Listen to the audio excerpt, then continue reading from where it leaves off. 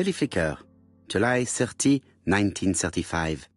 ABC affair, no progress. The alphabet murderer is still on the run. Ever since the police found the connection between the Bexhill and Andover affairs, the inquiry has barely progressed. In this issue, we are publishing provocative letters sent by the killer to Hercule Poirot. Unfortunately, they have not yet helped to find him.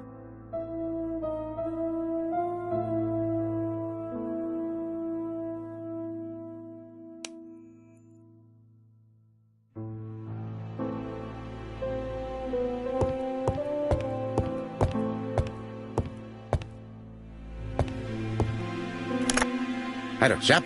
We received a new letter from ABC in the 10 o'clock post. Where and when? In Churston. Today. Today? I'll inform the population immediately. I'll check the train times. Call me back.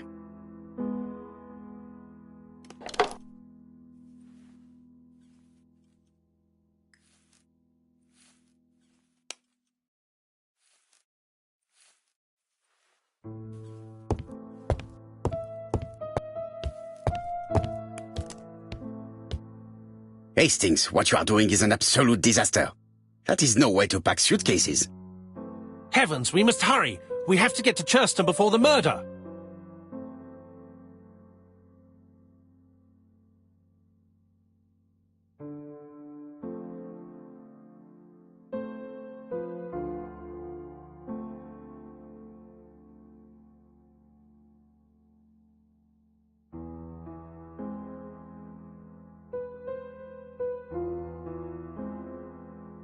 You're right, Hastings. It is an emergency. At last, Poirot, you're being reasonable. Poirot, you were right. I've just consulted the ABC guide. There's no hurry. The next train doesn't leave till 11:45. You see, there is no need to hurry. We will not be in Churston until tomorrow morning. After the murder. But why has the murderer warned us so late? It's not what he usually does. Did he do it on purpose? Very good question, Hastings. We should also compare the letter we have just received with the other two, although I have very little doubt about what we will find.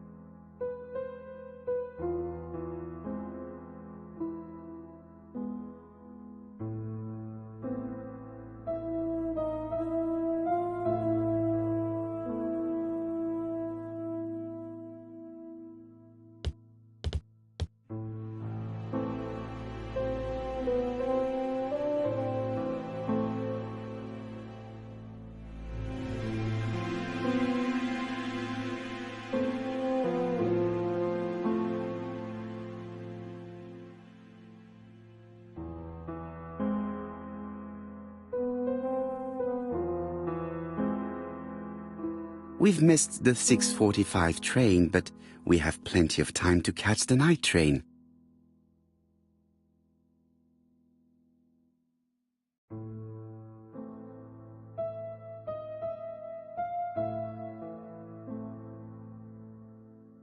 Hastings' photo album. He is very proud of his bag.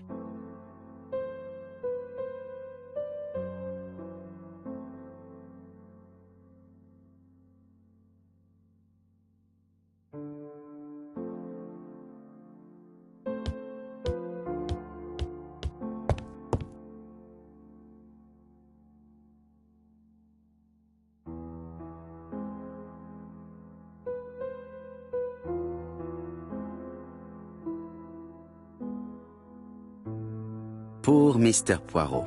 Not so good at these little criminal matters as you thought yourself, are you? Rather past your prime, perhaps? Let us see if you can do any better this time. This time it is an easy one. Cheston on the 30th. Do try and do something about it. It is a bit dull having it all my own way, you know. Good hunting. Ever yours, ABC.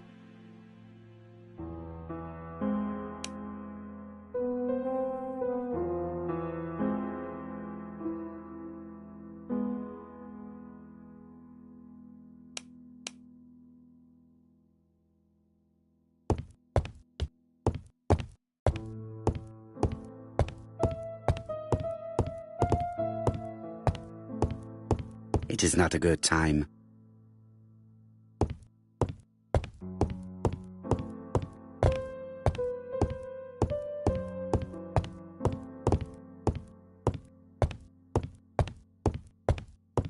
It is not a good time.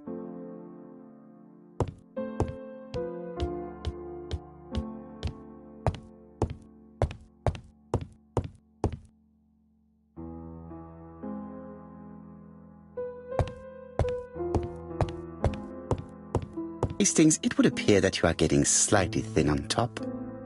Really? I hadn't noticed.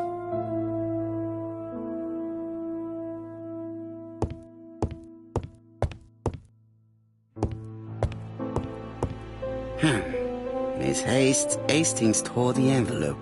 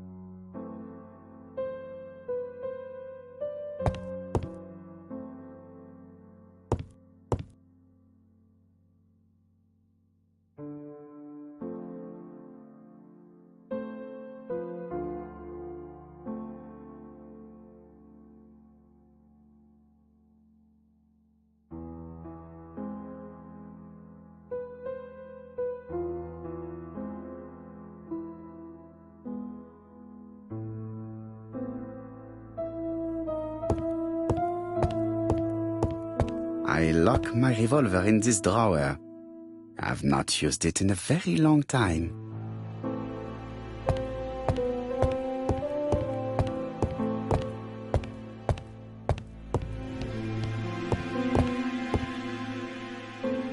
Right, let us compare this new letter with the second one. Let us examine this more closely.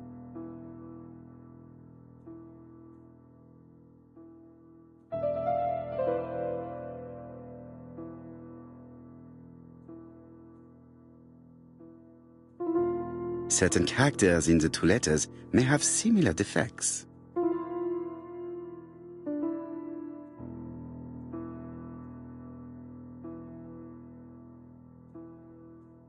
Let us examine the characters in this word.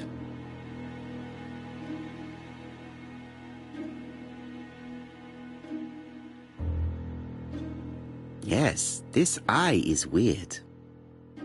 However, the characters in the two words do not match.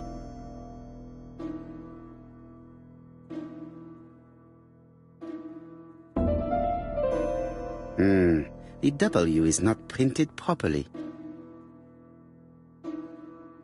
Of course, the W characters in the two letters do indeed have the same defects. I have to find some other similar defects to confirm my theory. Let us examine the characters in this word.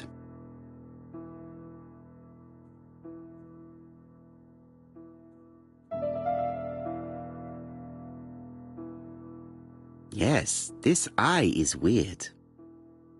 However, the characters in the two words do not match. Yes, this I is weird.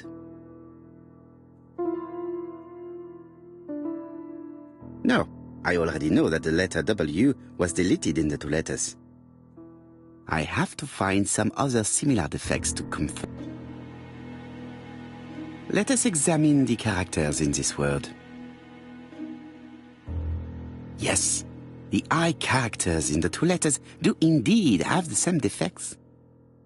I have to find some other similar defects to confirm my theory. Yes, the A appears to be quite unusual. That's right. The A characters in the two letters do indeed have the same defects. My theory was right. These two letters were written with the same typewriter. Let us now try and get our brain cells to work.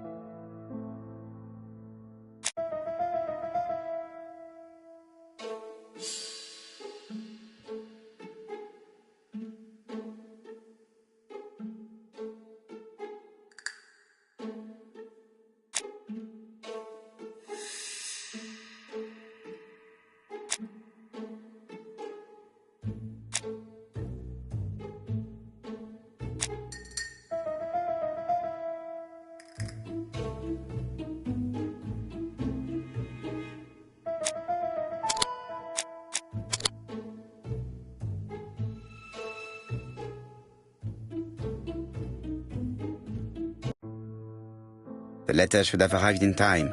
The postmark shows that it was sent 3 days ago. However, our man made a mistake in the address, which explains the delay. All the same, the post office took their time correcting the error. Come on, Poirot. Your address is not quite as well known as that of Scotland Yard. Poirot, the telephone. It must be Jap.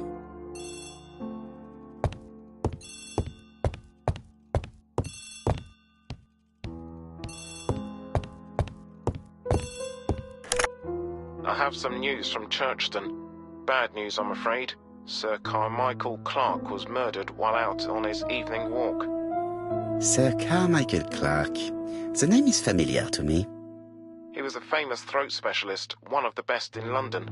A wealthy man, he retired to Combside, a beautiful house by the sea. He collected antiques. Are you going there? Yes, let's meet on the train.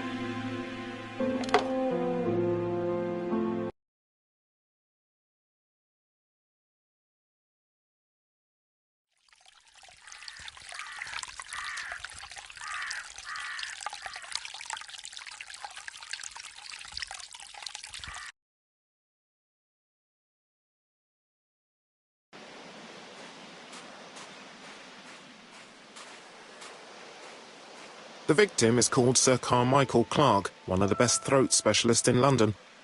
The body was still warm when we found it. If we'd been warned earlier, we definitely could have saved him. It appears that the murderer made a mistake when he wrote his letter. A mistake? Lucky for him. And what if he did it on purpose? No. He's defined his madcap rules and he's sticking to them. It's a matter of pride for him. Shall we go up to the house, Poirot? You go, my friends. I will come soon.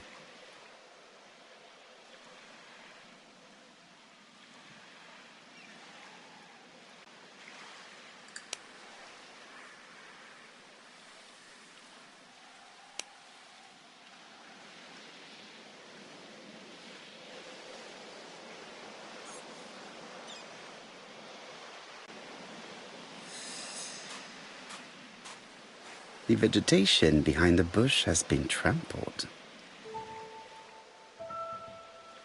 The body is just in front of a bush, one of the only bushes in the surrounding area.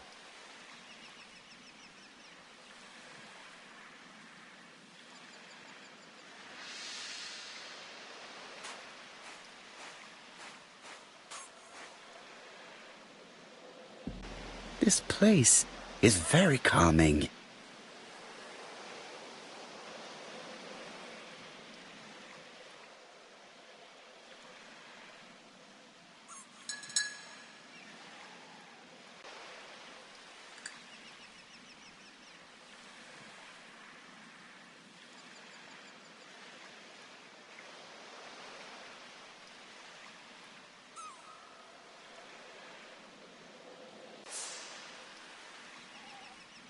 The site is exceptional.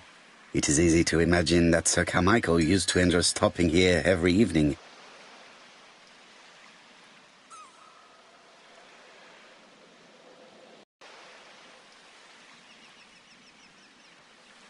The site is exceptional. It is easy to imagine that Sir Carmichael used to enjoy stopping here every evening.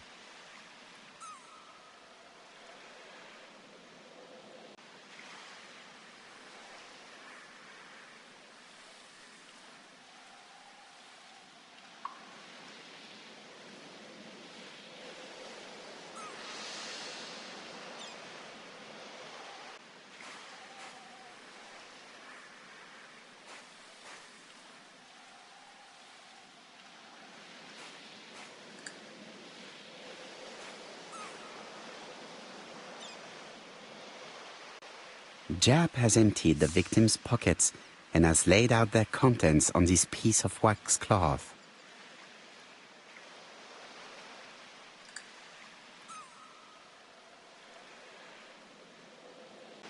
It is pointless.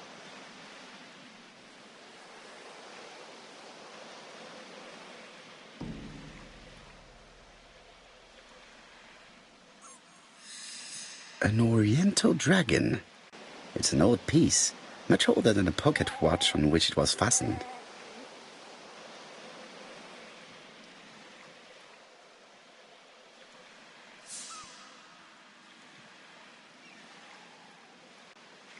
Nothing appears to be missing from this wallet.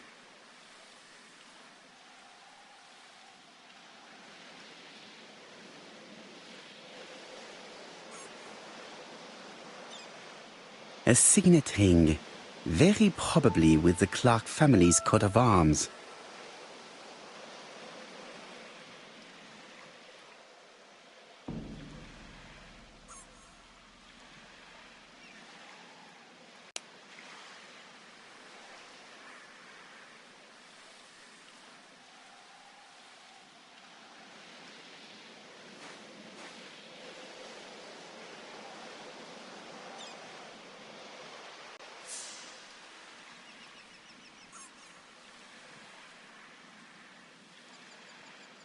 Apart from the wound to the throat, the body is untouched.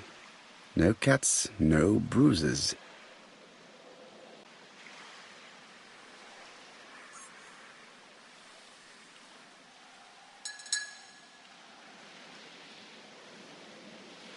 An ABC guide.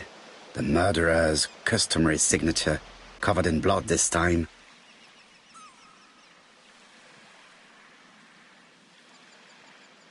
Sir Carmichael's throat was cut. It's a clean incision, a professional murder. The gravel on the path has been sprayed with blood that covers a conical-shaped area, which starts at the body and becomes wider as it moves further from the bush. Let us now try and get our brain cells to work.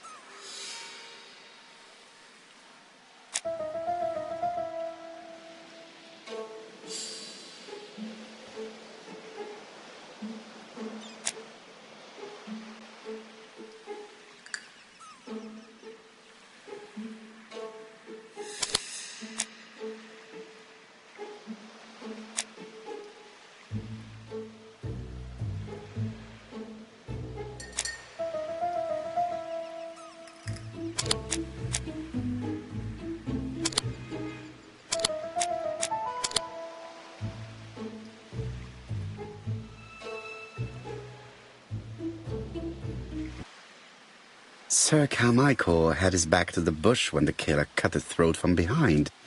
A fatal blow that sprayed blood over a range of more than 1 meter. Let us now try and get our brain cells to work.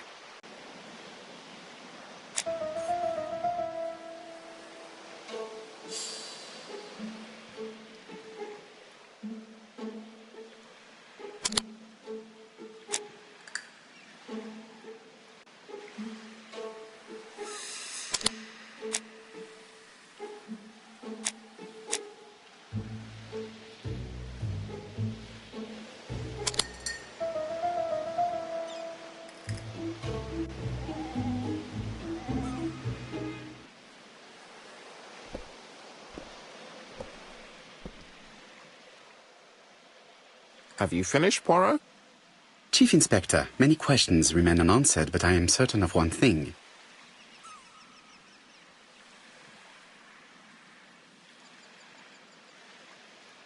The killer has prepared his crime very carefully. Quite right. He must have known Sir Carmichael's movements well to plan such an attack.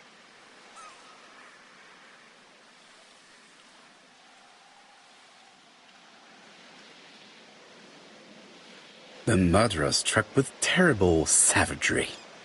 Yes, blood flowed. It's the first time he's attacked a man. He armed himself accordingly. Have you spoken to the victim's family, Chief Inspector? I've spoken to the brother, Franklin Clark. I didn't get much out of him. He's yours. I must get the body removed.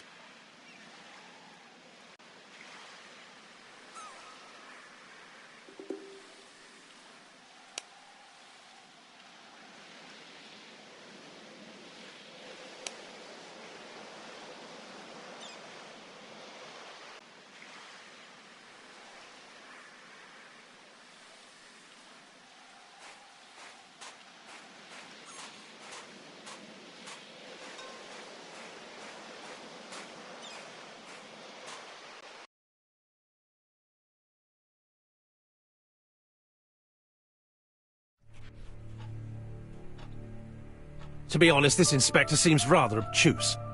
I'm counting on your friend Poirot to catch my brother's murderer. Ah, here he is now. Please, Mr. Poirot. Mr. Poirot, this is my brother's secretary, Miss Thora Gray. Pleased to meet you, Mr. Poirot. Would you like some tea? No, thank you, mademoiselle. I find it hard to digest.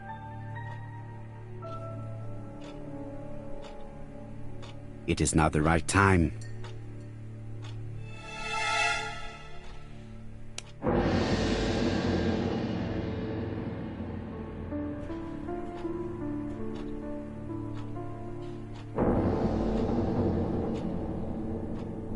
It is now the right time.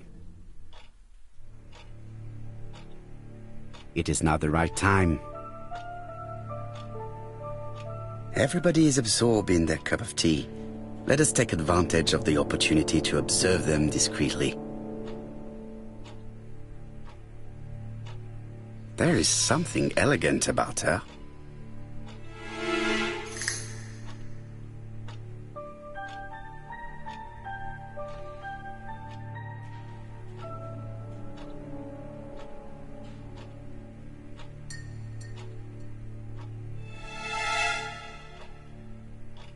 She has good taste, except perhaps in her choice of jewelry.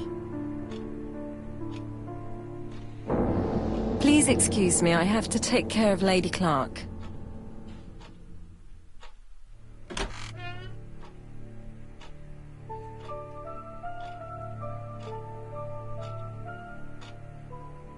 It is a once-in-a-lifetime opportunity to question him.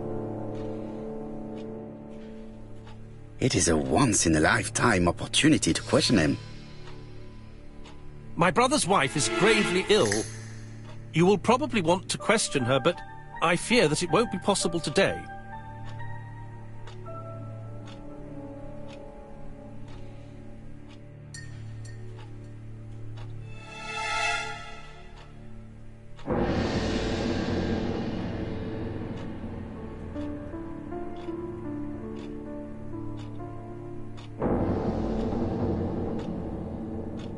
I insist, Mr. Clark. Please allow me to remind you that this is a murder inquiry. Unfortunately, she is much too ill. She doesn't even know her husband is dead. I'm very sorry, but I'm afraid it's out of the question. Of course, I understand. Someone set a trap for your brother. Who was familiar with his habits? Everybody knew he took his evening walk at 8:30, and that he always followed the same path.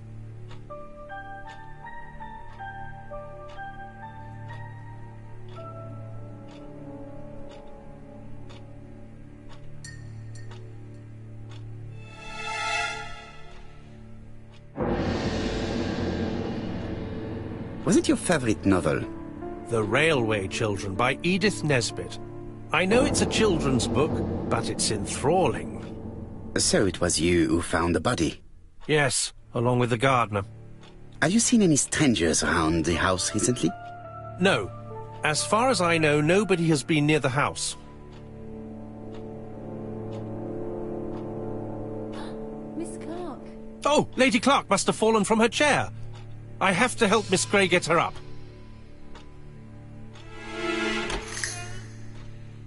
Hastings, while our host is gone, let's examine the drawing room. But, Poirot, a gentleman shouldn't... I take full responsibility. All you have to do is to leave the drawing room door ajar and let me know if anyone is coming.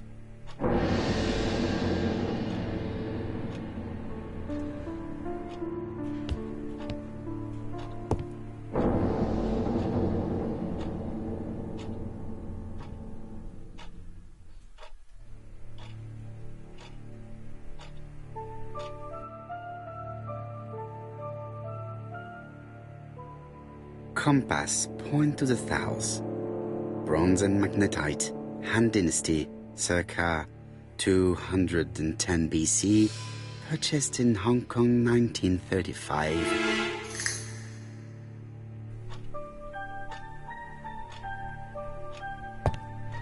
There are some very valuable objects here.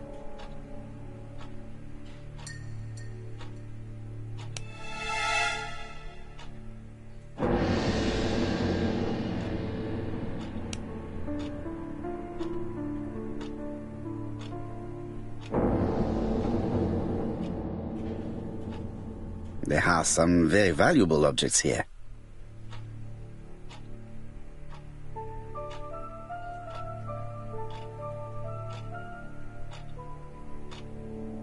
Traditional Chinese map. Facsimile. South is on the top of the map.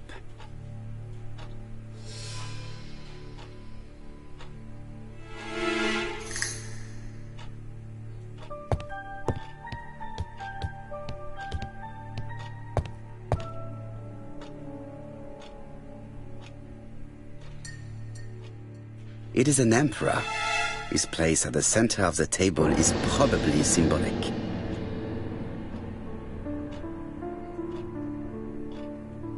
Dragon, dragon, dragon.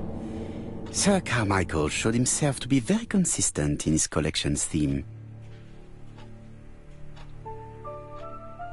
A dragon.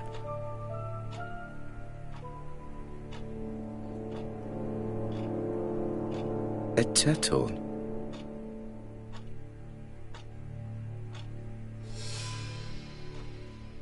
A tiger.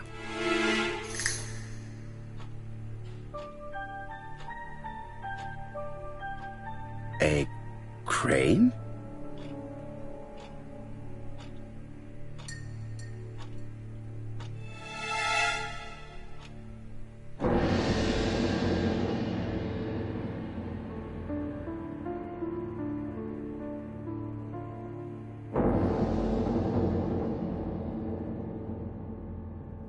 Comside's private collection, purchases since 1920. The catalogue for Sir Carmichael Clark's collection.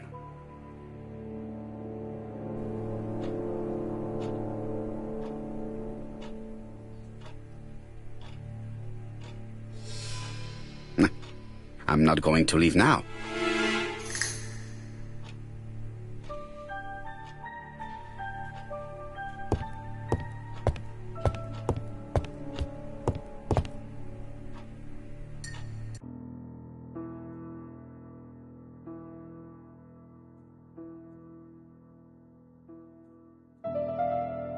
The cardinal points.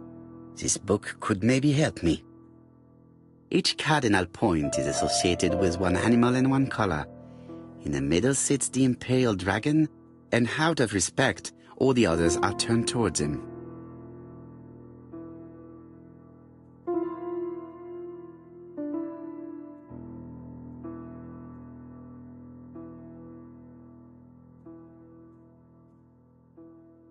Each cardinal point is associated.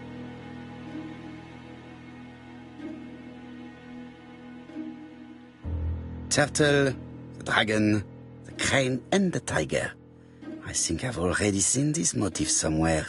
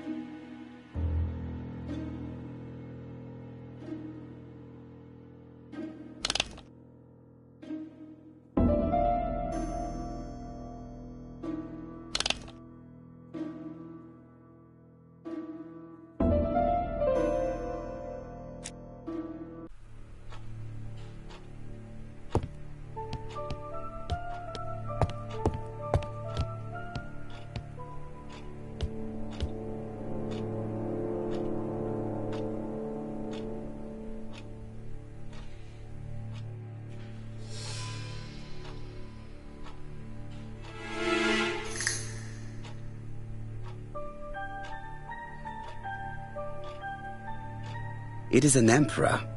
His place at the center of the table is probably symbolic.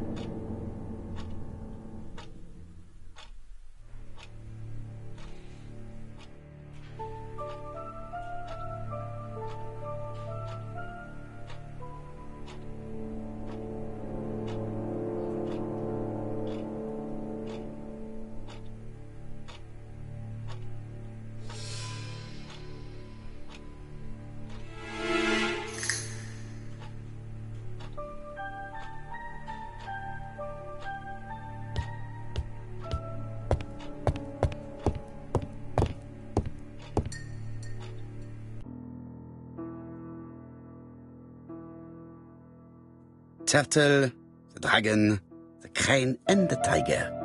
I think I've already seen this motif somewhere.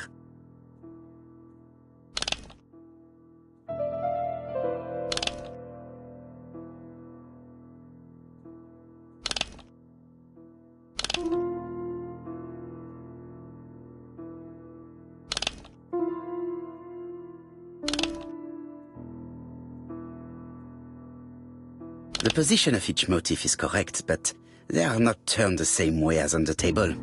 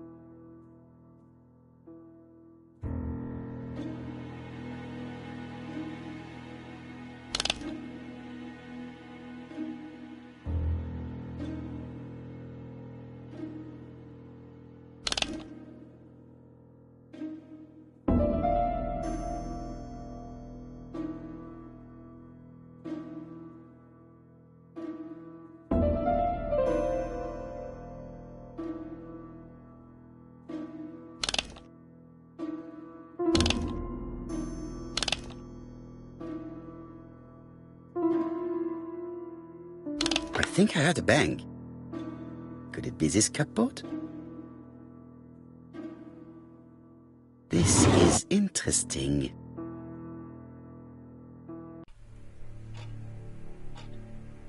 These daggers are only ceremonial weapons. I do not think that the crime weapon is here.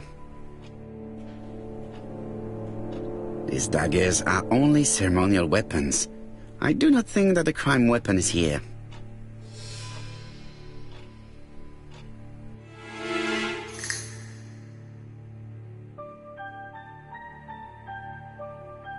Ernest Logan, MD, Brighton Cancer Institute, 201 Dusk Road, Brighton, Sussex. To Sir Carmichael Clark, MD, Comsite Churstone, Devon. Brighton, 1935, January the 5th. As a man of science, I owe it to you to be completely frank. Lady Clark, your wife is suffering from a generalized terminal cancer. I confess I didn't suspect anything like that during the first exams. But with the test results I have received today, there is unfortunately no place for doubt. I estimate that Lady Clark's life expectancy is no more than 1 year. Hospitalization would not help in her case, so I advise you to keep her at home and provide her with as much morphine as required to ease her last moments. Yours sincerely, Ernest Logan.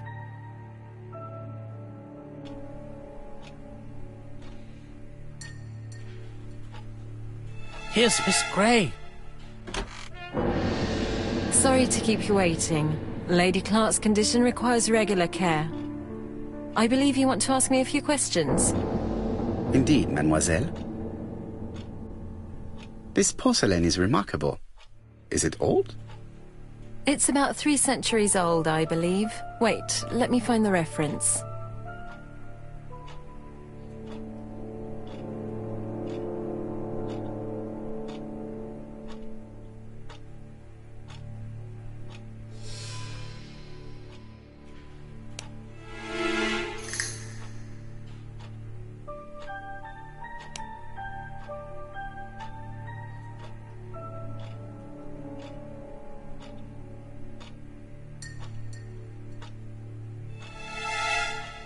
Just a minute, please, Mr. Poirot.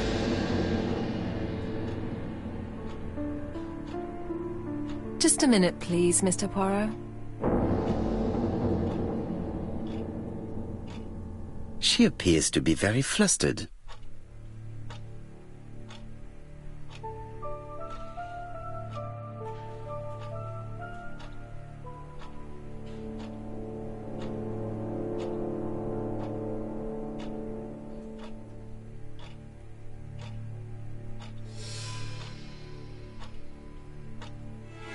Just a minute, please, Mr. Poirot.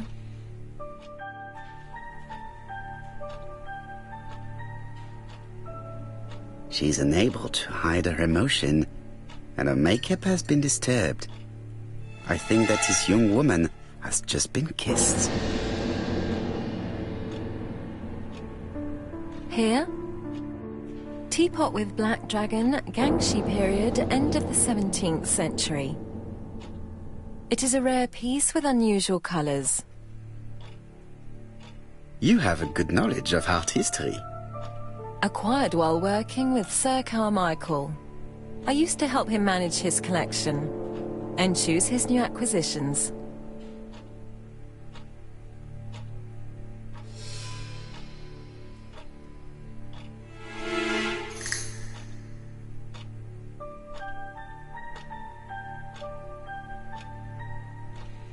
Did you have a good relationship with your employer? He treated me well, and I am sorry for his death. Have you seen any strangers hanging around in the past few days? No. Nobody has been near Comside.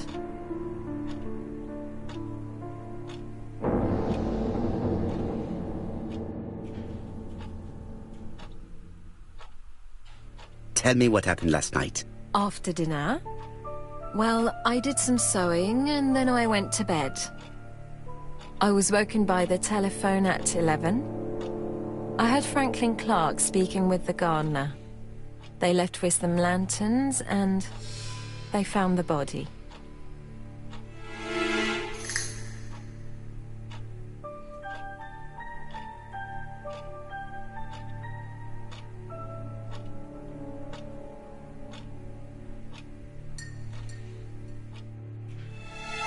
Am I right thinking that something is going on between you and Franklin? How dare you ask me such a question?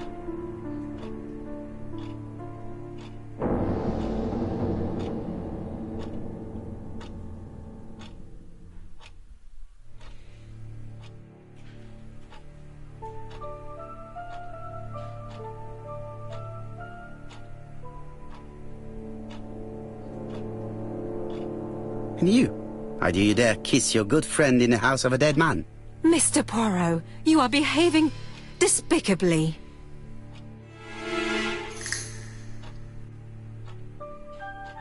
Miss Gray, if I may be so bold, please do not take offence. My friend has rather unusual methods, but all he wants is to find the murderer. Yes, I understand. I must rest. Please excuse me. Earlier, you asked me to watch the living room door for you. I don't wish to be indiscreet, but sometimes a gentleman stumbles upon a secret without intending to. That is sometimes the case. And I saw Franklin Clark kissing Miss Grey at the foot of the stairs. Do you think this is a common occurrence? No, I saw emotion, intensity. I think it was their first kiss. Well done, mon ami. Well spotted. However, I don't think I completely understand this business.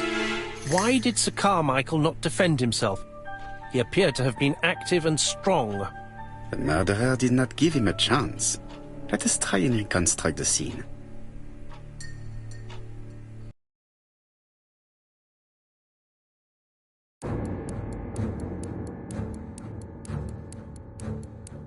Sir Clark is taking his customary walk. Our killer is hiding behind a bush.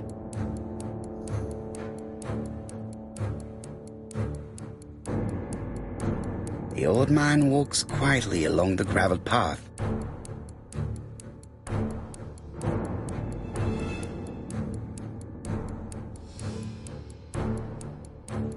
He then passes the bush and continues on his way to the house. No, Sir Clark used to gaze at the sea. Let us think again.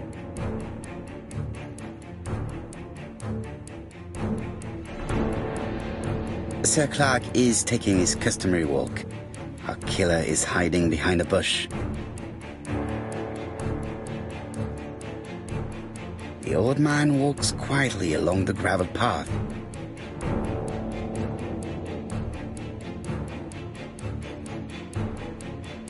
Sir Clark sees a shadow.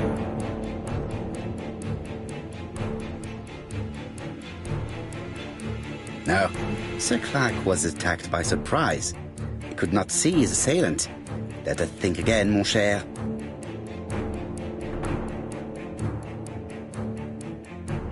Sir Clark is taking his customary walk. Our killer is hiding behind a bush. The old man walks quietly along the graveled path.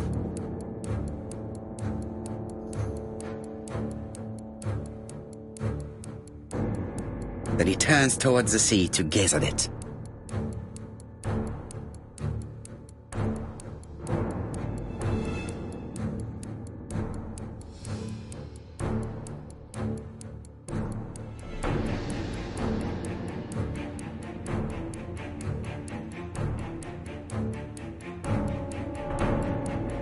The killer leaves his hiding place on the right-hand side. He approaches silently over the grass.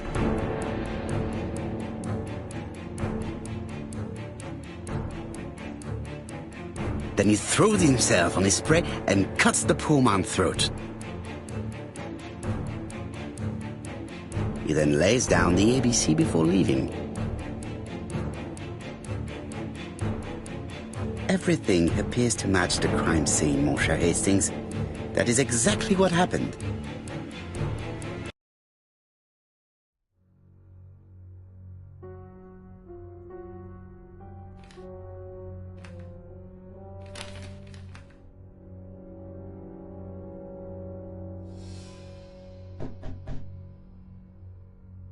Oh, just a minute. I'm getting dressed.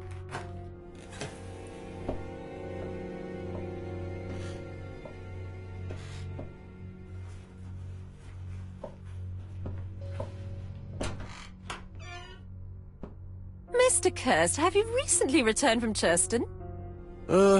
Yes. Indeed I have. Have you seen the papers? And to think that you might have rubbed shoulders with the killer. Imagine that. Mr. Kirst, are you all right? You don't seem well. My apologies. My throat is burning and my head feels heavy. It's ever since the war, you know. Since my injury, my head has never been the same.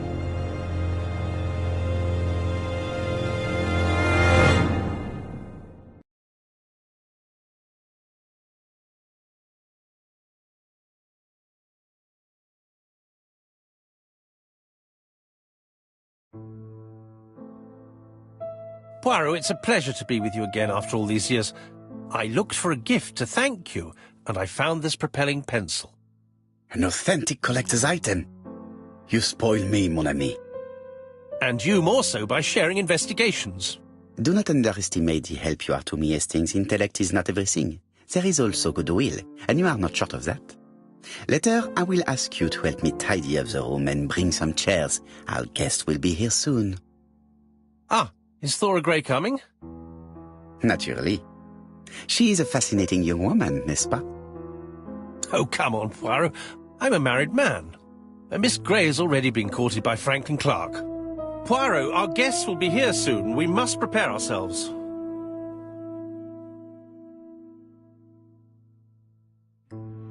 I should take advantage of the silence to examine them.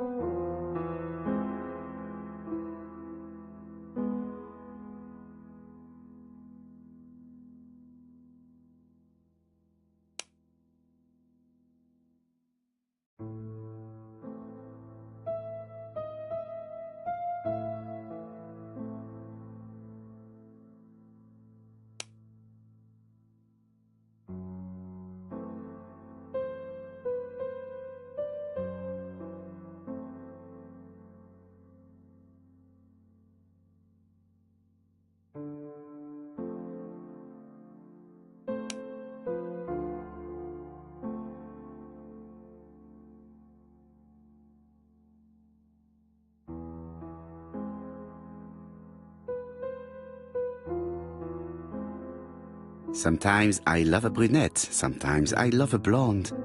That's what the song says.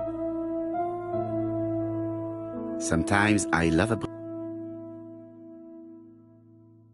I should take advantage of the silence to examine them.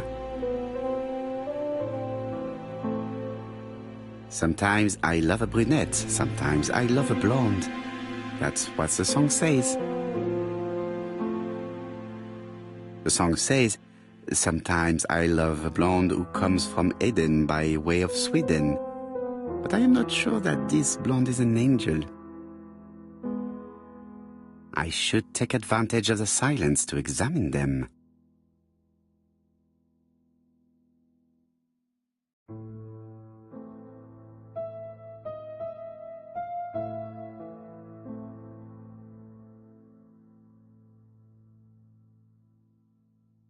Donald is always on edge.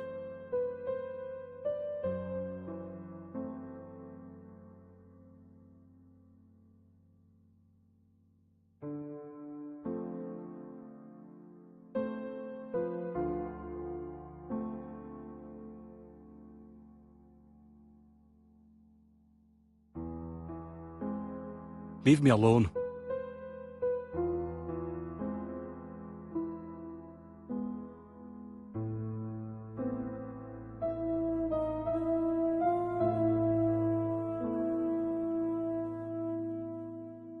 Donald Fraser is very nervous at the moment, even if he's trying hard to control himself.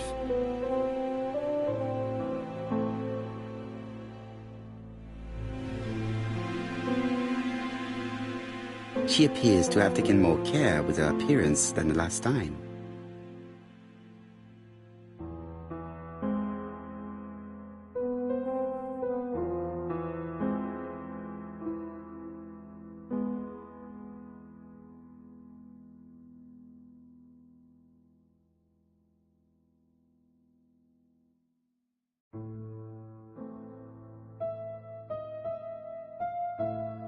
She's looking at Mr. Fraser out of the corner of her eye.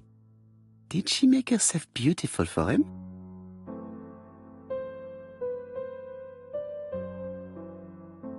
I should take advantage of the silence to examine them. I should take advantage of the silence.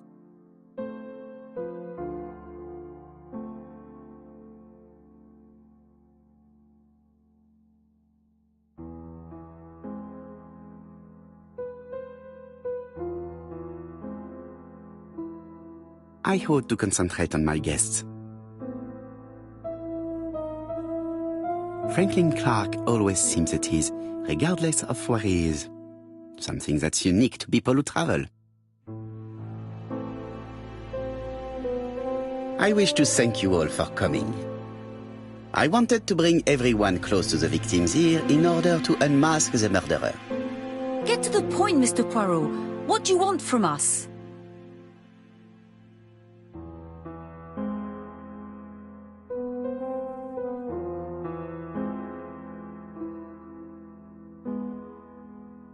Megan, dear girl, please be patient. Mr. Poirot, how dare you address me by my first name? Please excuse me, mademoiselle. What I ask is that you search your memories. The murderer must have left some trace. Yes, he must have prepared his crimes very carefully. Tout à fait. He did not get to Bexhill at midnight in order to strangle a young girl whose name by chance starts with P. Must we go into that?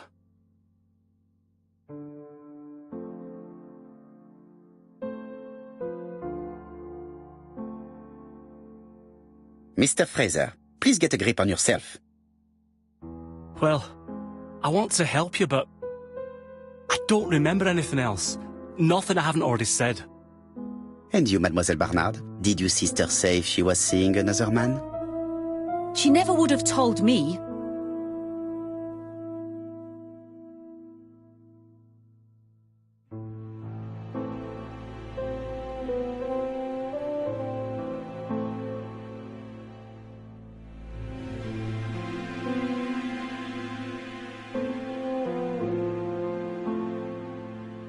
Allons, surely sisters have no secrets. She never spoke about any of that to me. Do you believe me or do I have to repeat myself? Betty knew I didn't approve of her behaviour. Her flirting was spoiling any chance she might have had. Tell me, mademoiselle, what did you talk about with your sister? Silly things. Her new dress. She wanted a pair of black stockings to go with it. Mother bought her a brand new pair. The day it happened, she was crying. And to think that Betty never even wore them. Poor Mummy. Your sister used to sing, I believe. Did she ever perform in public? She dreamt about it, but she had a very bad cough. It troubled her greatly. She had to cancel auditions and miss lots of opportunities. A pity.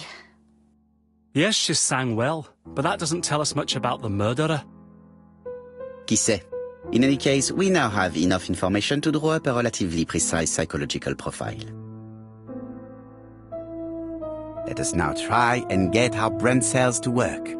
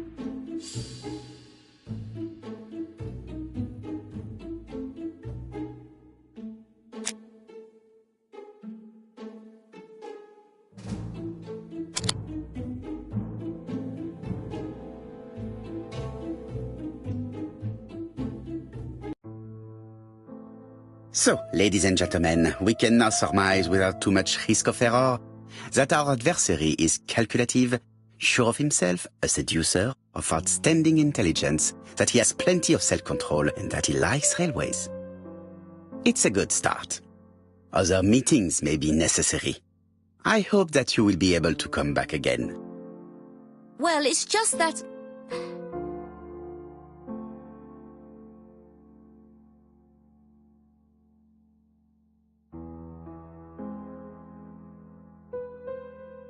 Is something bothering you, Mary?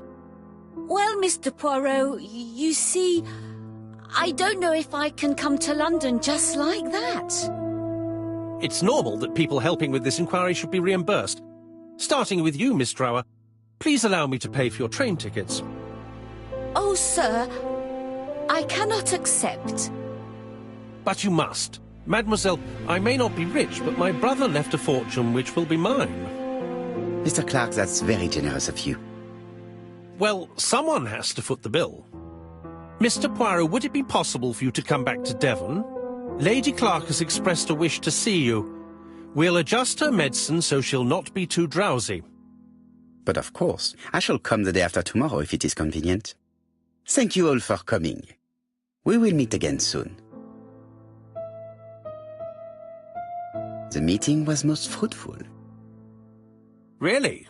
Hastings, I believe now we have everything we need to find a common point between the victims. Now it is time for us to use our grey matter. Let us now try and get our brain cells to work.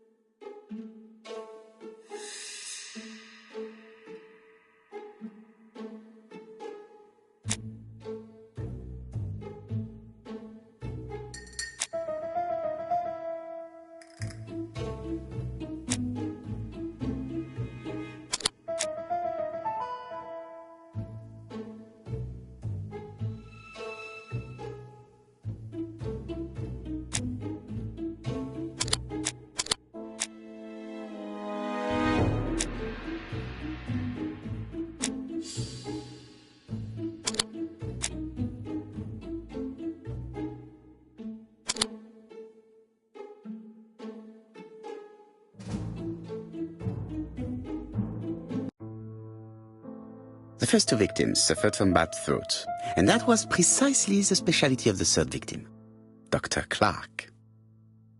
We have a lead. It would pay to take a closer look at the medical records of Dr. Clark's patients. We'll do so during our next visit to Churston. I will do it myself, mon ami. You must remain in London just in case ABC sends us another letter. Very well, as you wish.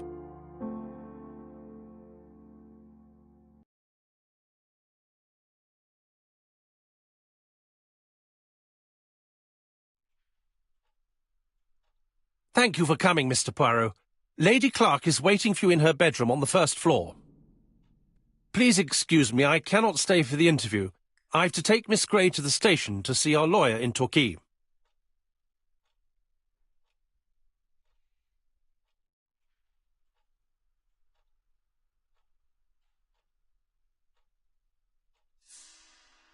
Are you going on holiday, mademoiselle?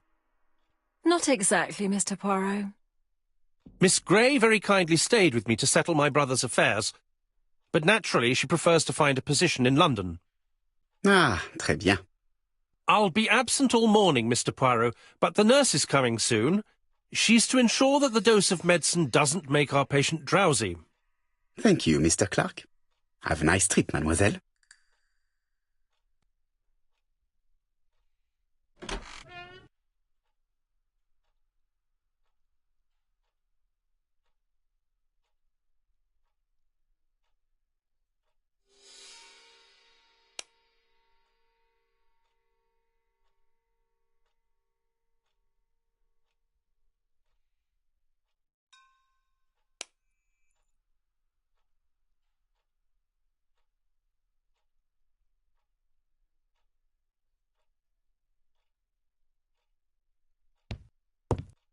It would be rude to make Lady Clark wait any longer.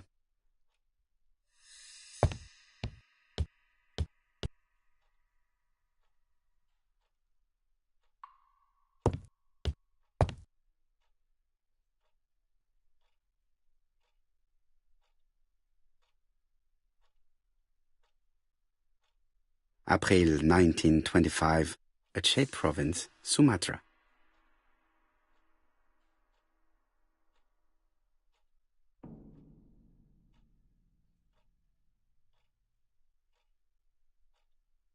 April 1925.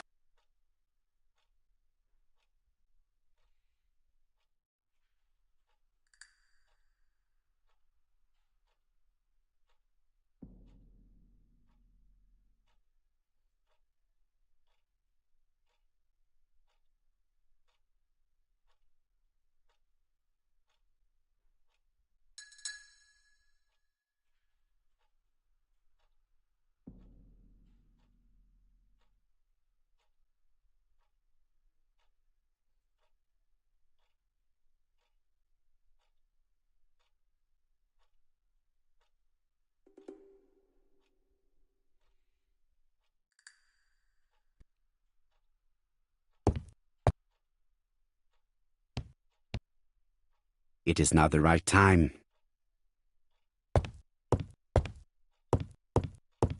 It would be rude to make Lady Clark wait any longer.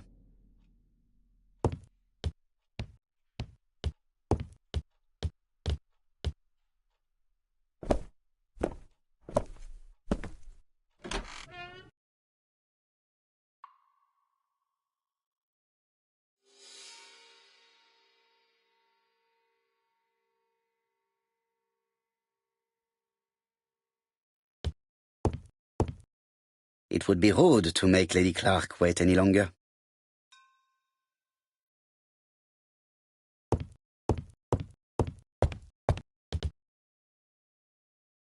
This poor woman is very ill.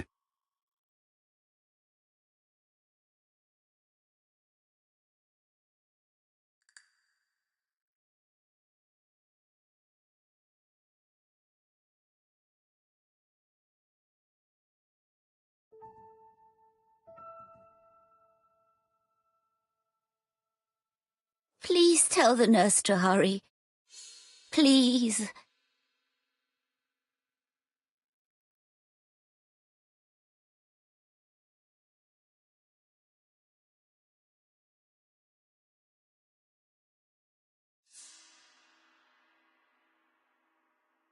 This woman is suffering.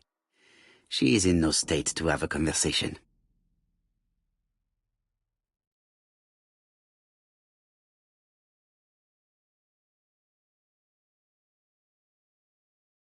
Mr. Poirot? My respects, madame. Thank you for coming. Thank you. Have you seen the nurse? She should have been here by now. Oh, I'm sorry. The telephone in the hall is ringing.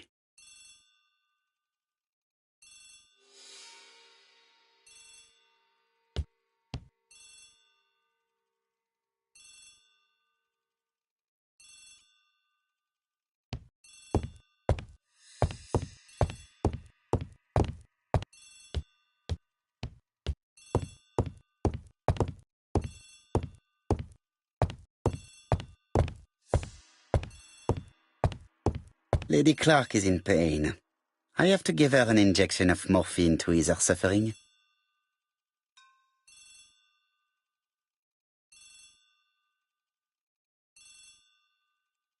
Lady Clark is in pain. I have to give her an injection of morphine to ease her suffering. Lady Clark is in pain. I have to give...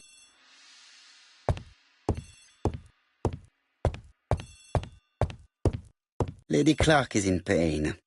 I have to give her an injection of...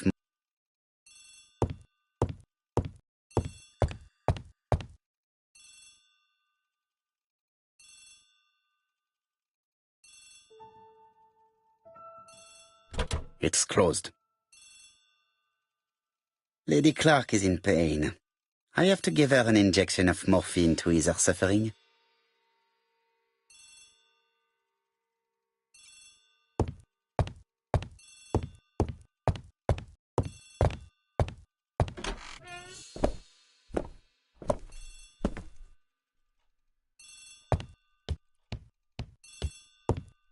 The telephone is ringing.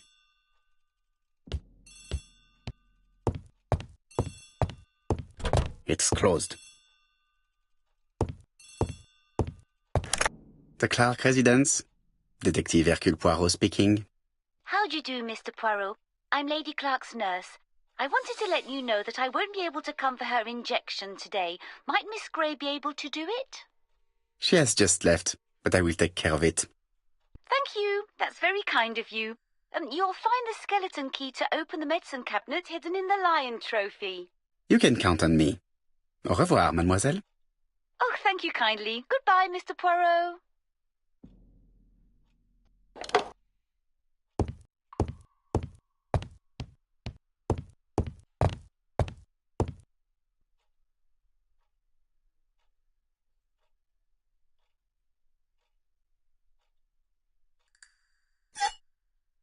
Here is the skeleton key.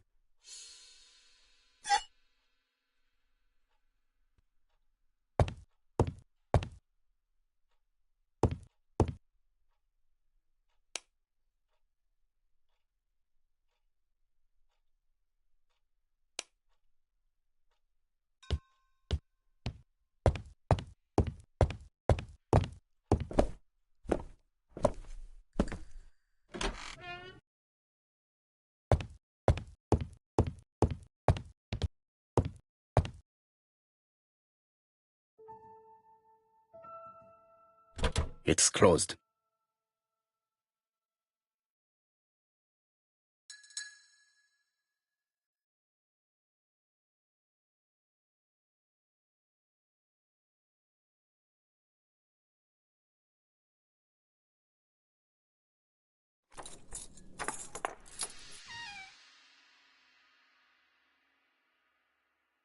Ah, Mr. Poirot. Ah, I feel better now. Thank you for your help.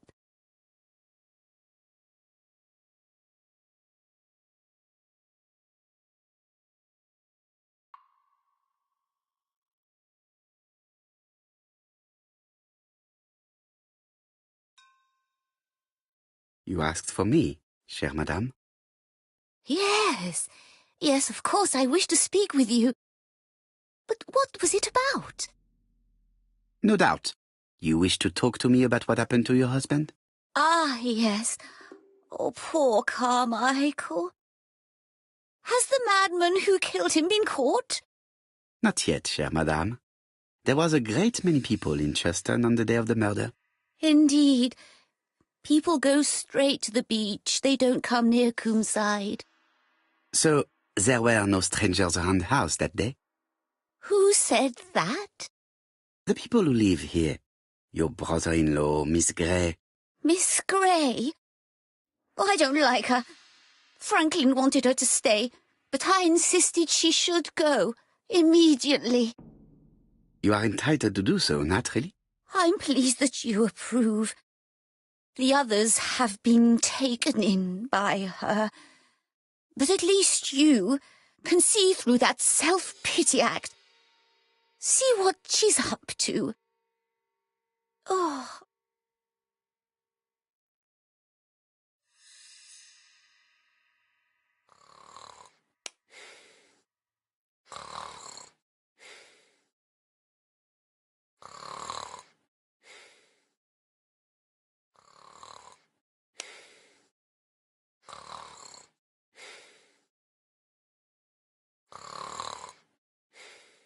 She is sleeping. I must find a way to wake her up gently.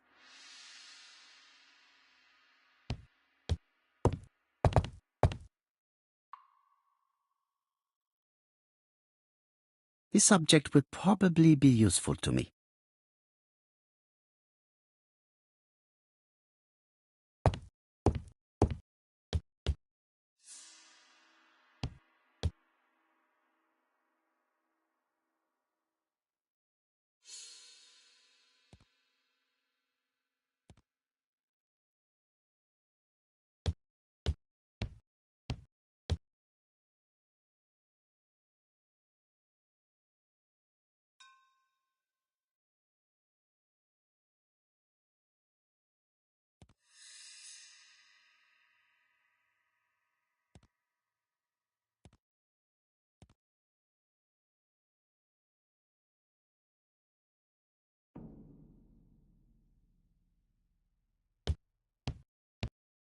I've finished with this subject.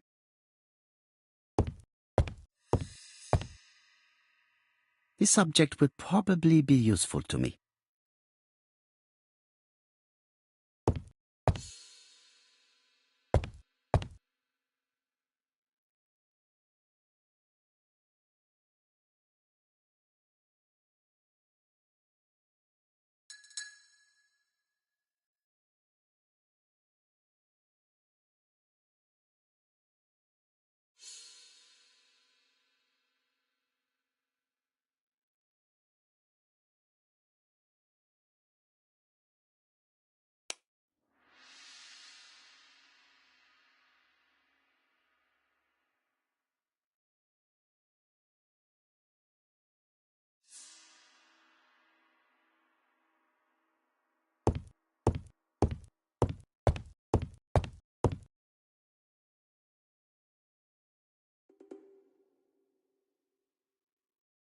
This couple appears to be having fun.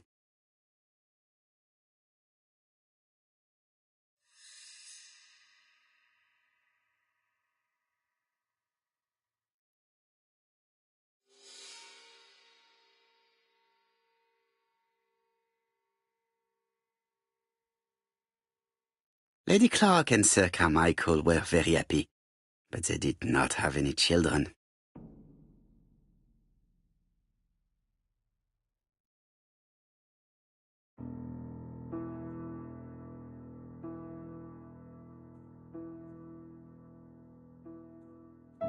The mechanism appears to be broken. The mechanism appears to be broken.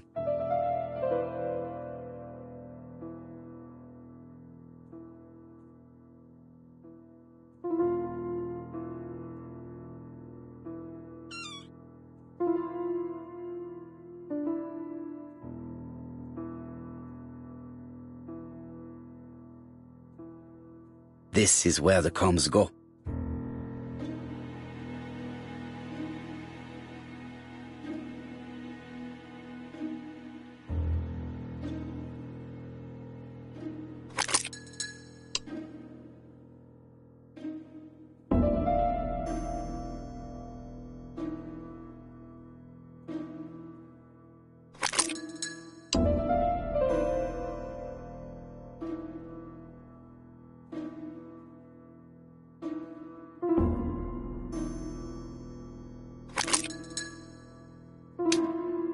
I hope that Hastings will not be cross with me.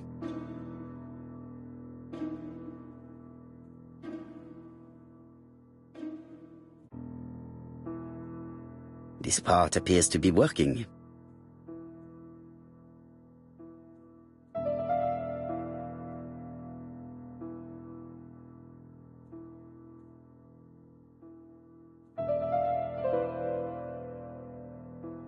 Does not make any sound. Does not make any sound.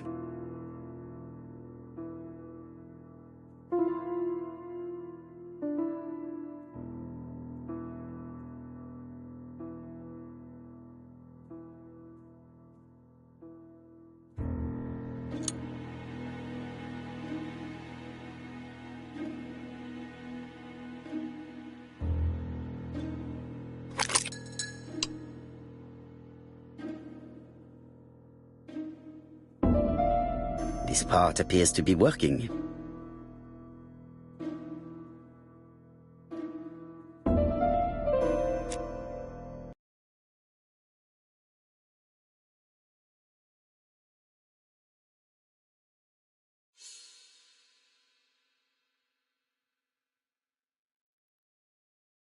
This subject will probably be useful to me.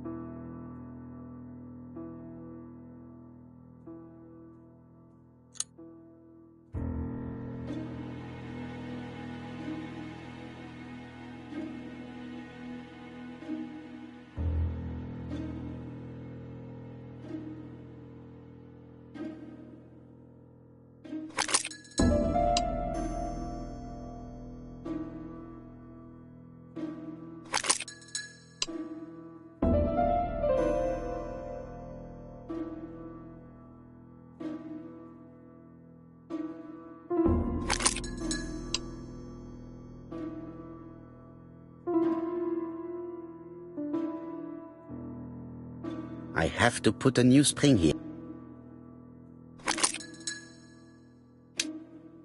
I hope that Hastings will not be cross with me.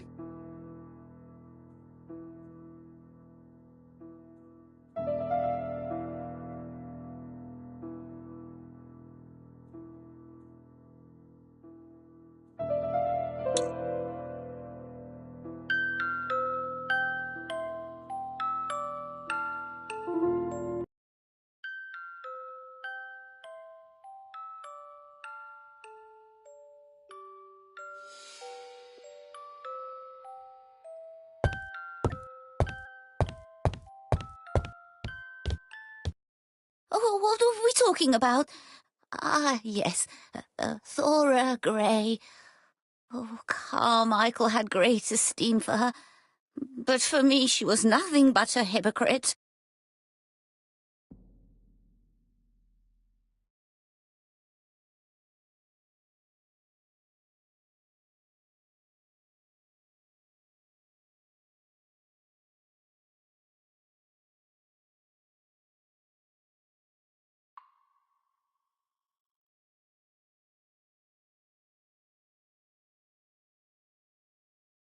Miss Grey was a hard worker, though. Thank goodness. Fortunately, she was good at her job. I don't see why you all think you should have to defend that girl.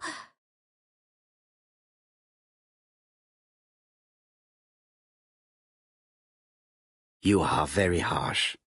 Do not forget that the girl is an orphan. Yes, and she used the fact to get around men. Take Franklin. He's fallen for her sweet-talking charms.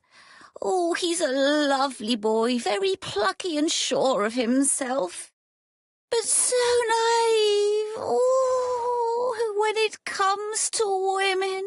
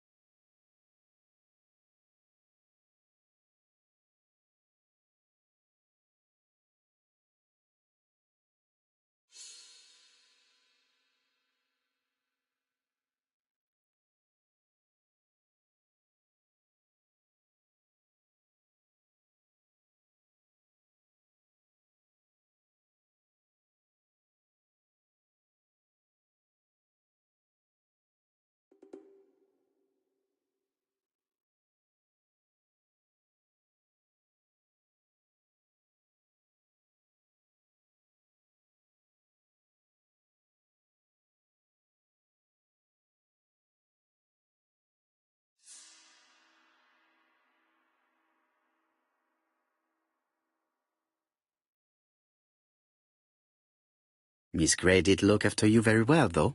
Outwardly. But she's hiding something. I think she tried to poison me. Miss Grey? A poisoner? But everybody appears to like her. It proves she knows what she's doing. She's manipulative and she's a liar. A liar? Let's see, didn't she say that on the day of the crime nobody was around Coomside? That is correct. Well, at 11 o'clock I saw her talking to someone. Really? And what was this man like? An ordinary sort of man with a very plain face. Oh, I don't remember well. Was he a gentleman? No, he was not a gentleman. It would be best to leave her to sleep now. The telephone in the hall is ringing.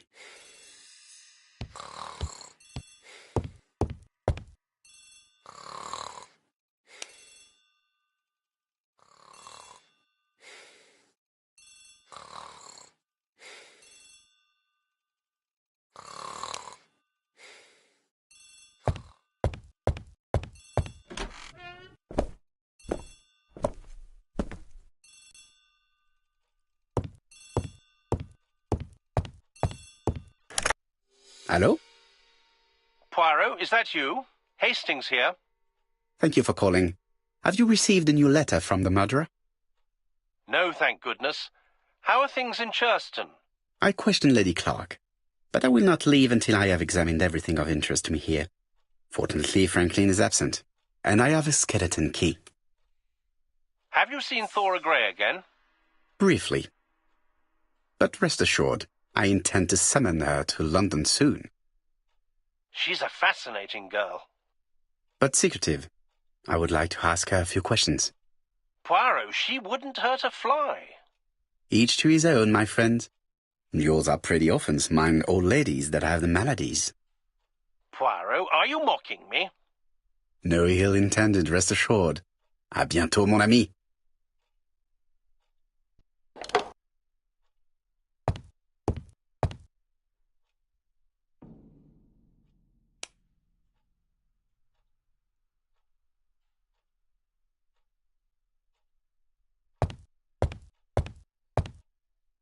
How am I going to open this trunk? Let us examine it.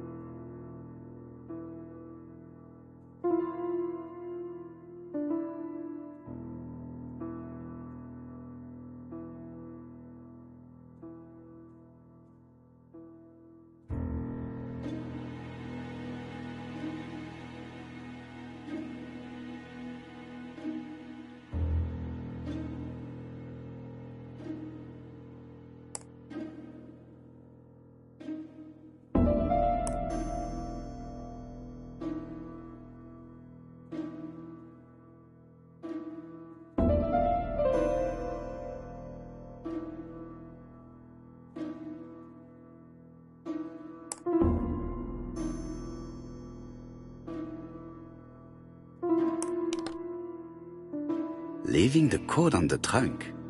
What a strange character Franklin is.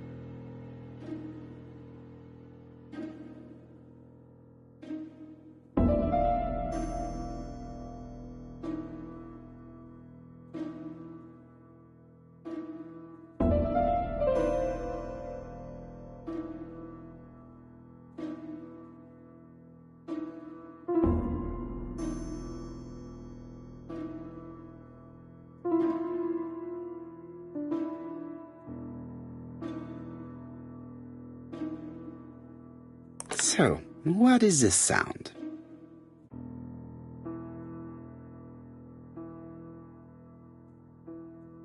I should be able to open the trunk now. There we are.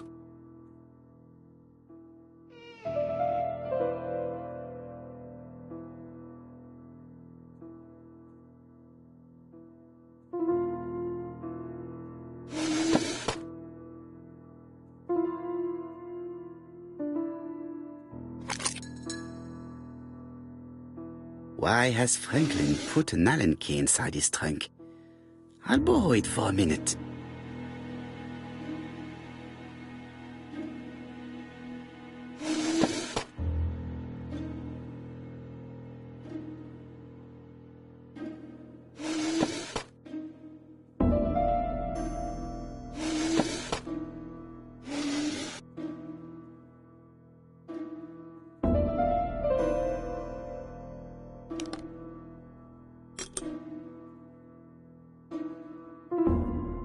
Whiskey and other good quality drinks.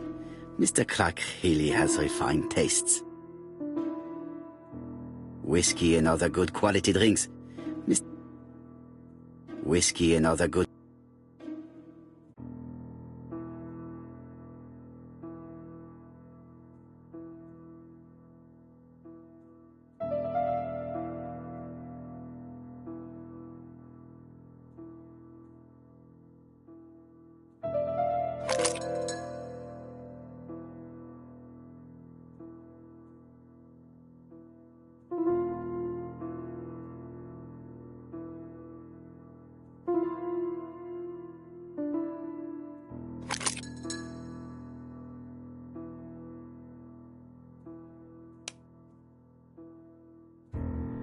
An Allen key, it can be used in 5 positions.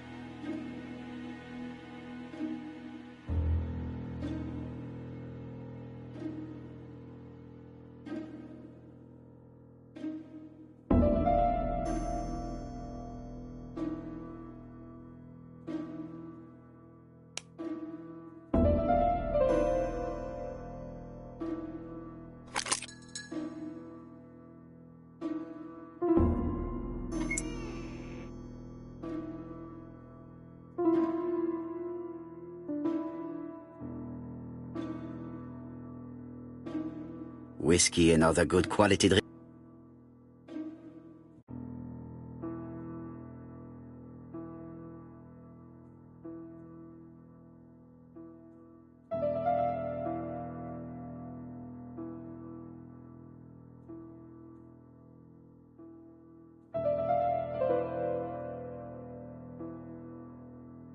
Whiskey and other good quality drinks. Mr. Clark really has refined tastes. Whiskey and other good...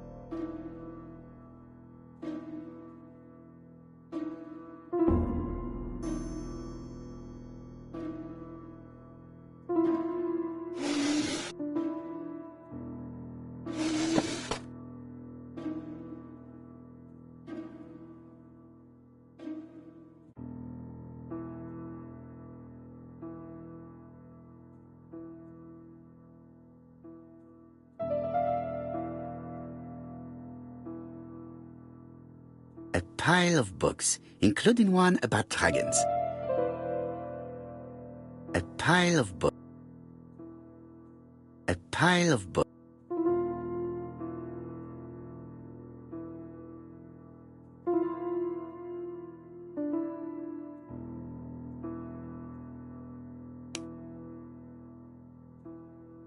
An Allen key.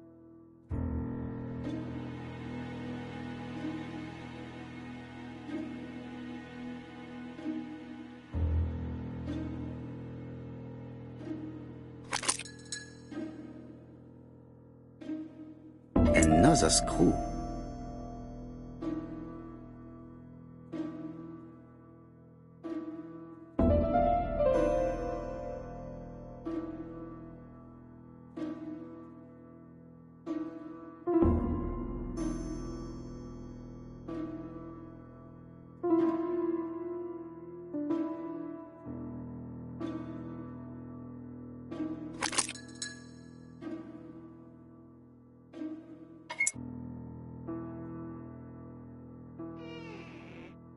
This engraving is not very easy to understand.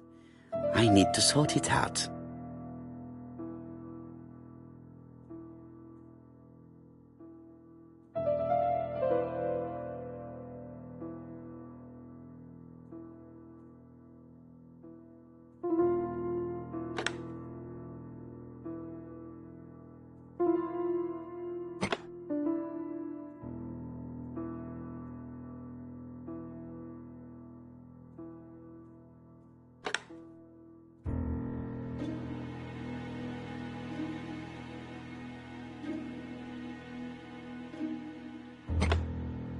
It is blocked.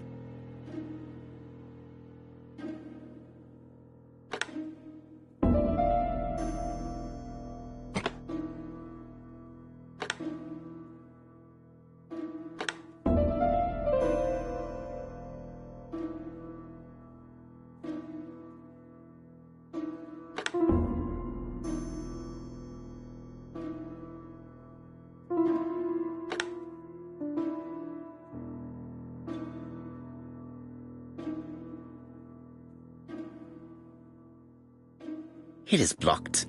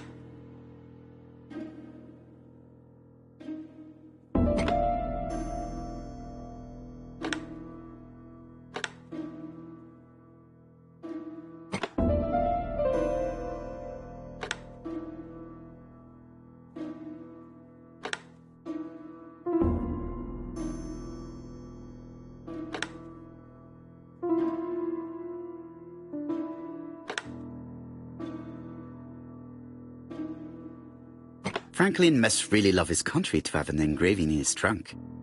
I think I heard the panel above release.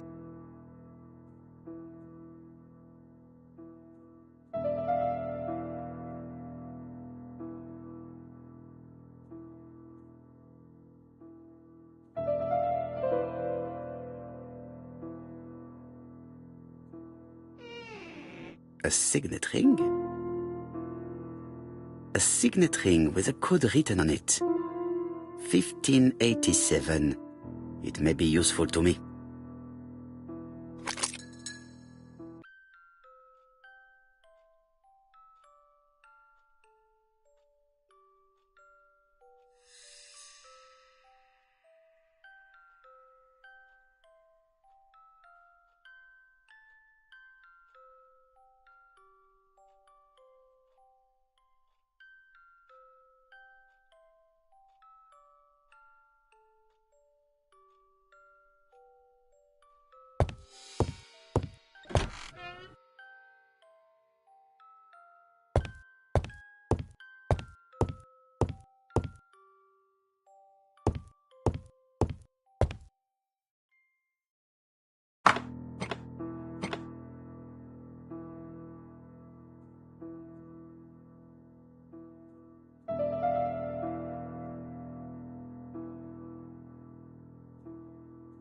This plate appears to be able to move, but something is blocking it.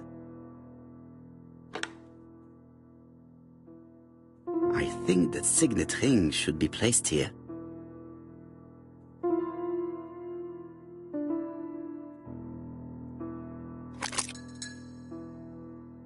The plates around the picture appear to have unlocked. I think I've already seen these symbols on Franklin's trophies.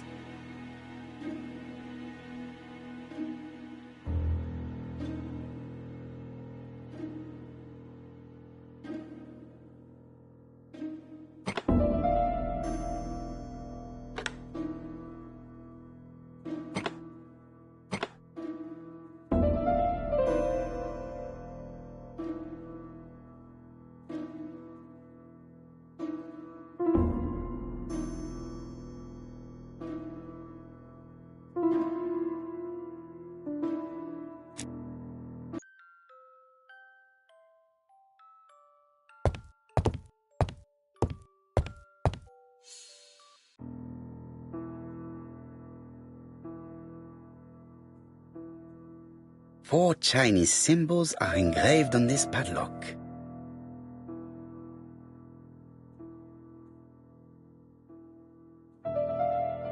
Well, well. The characters engraved on this disc resemble those engraved on the padlock.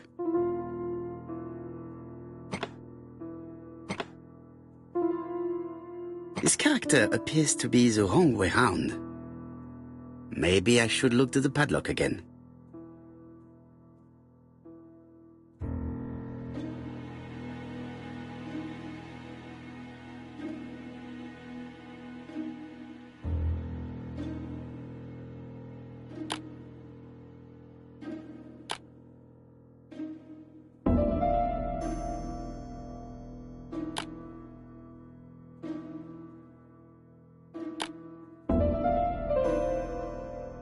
No, it's not the right code.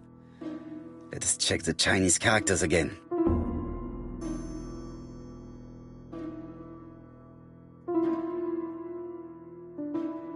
The position of this character looks right to me.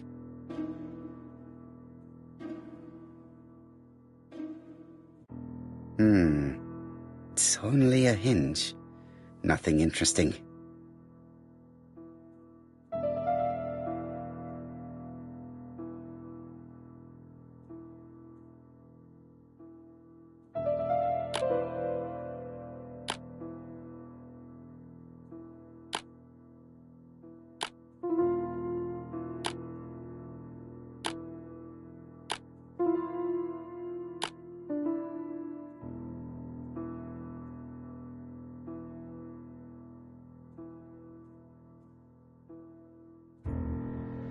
That's it.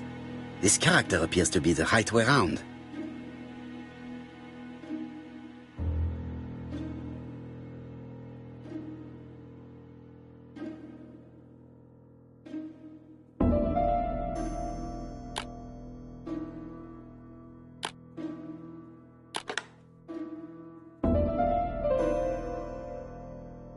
At last, the cupboard is open.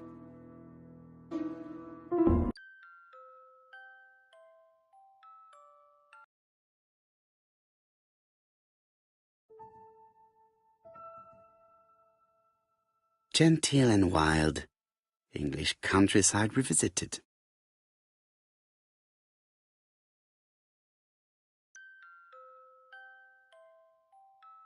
The Railway Children, E. Nesbit. For Franklin, Und Effie's Christmas, 1910.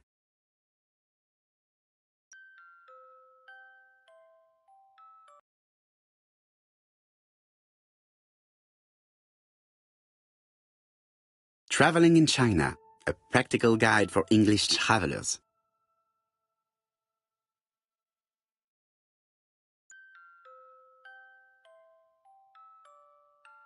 Helmet, flask and rifles. Franklin is very well equipped.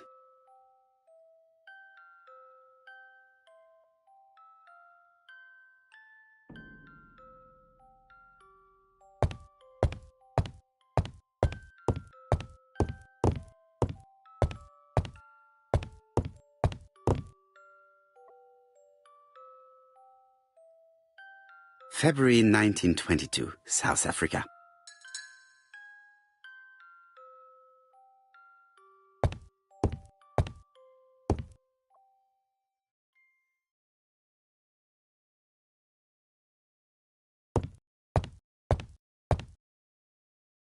Franklin appears to be very active.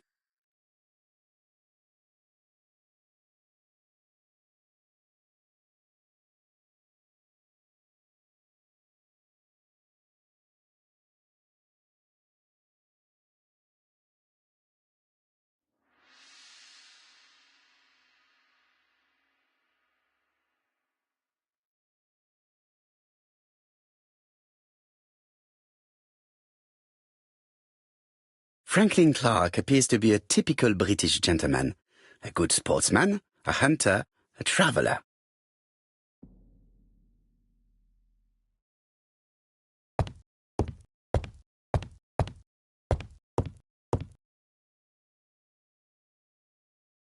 July 1920, Alaska Peninsula.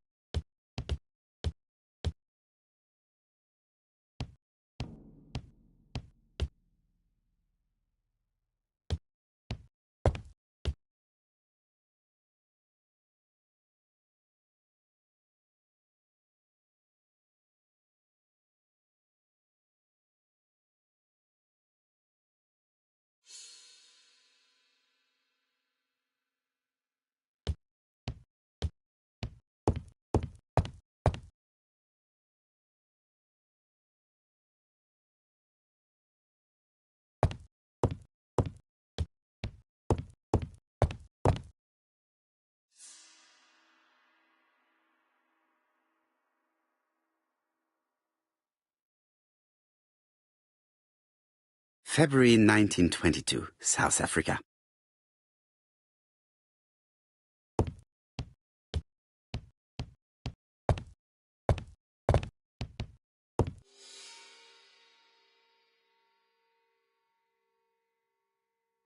July 1920, Alaska Peninsula.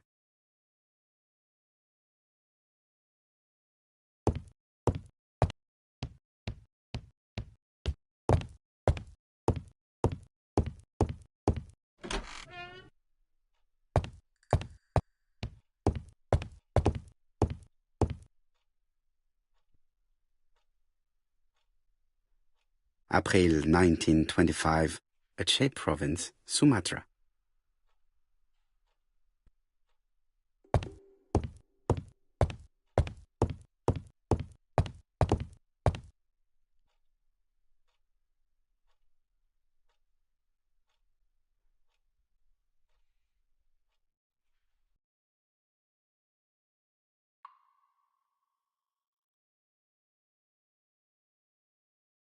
The Black Dragon's Curse. To Franklin, who will never grow up. January 25, 1928. Car Charlotte.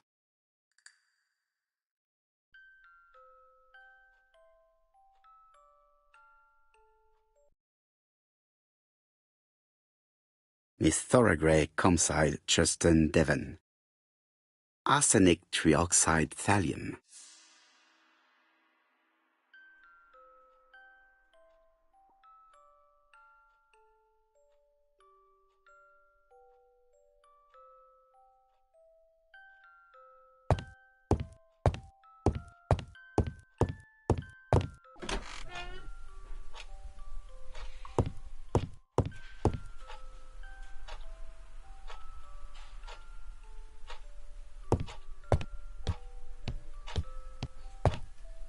The door is locked.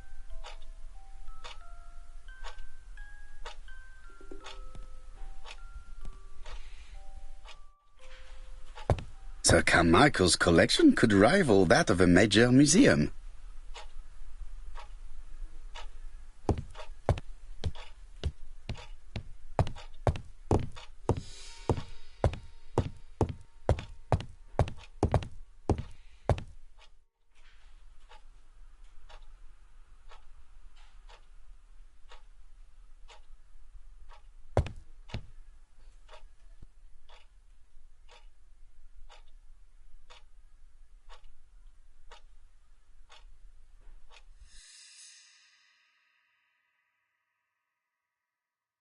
I've already seen similar daggers.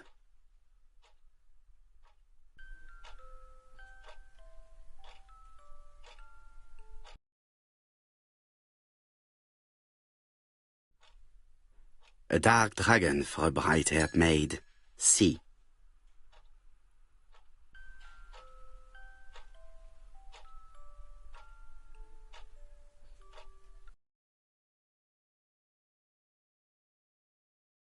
Attention, Franklin. Task list. A. Ordering Lady Clark remedies. Done. B. Tidying up real estate property files. Done. C. Calling the lawyer about inventory. Done. D. Update the tenant-farmer list. Done. E. Update land rent accounting. Done. F. Ordering a restock of arsenic. Done. P.S. I have left on the living room table some of my things I don't want to keep. The locket and the dagger. I am sure you know why. Thora.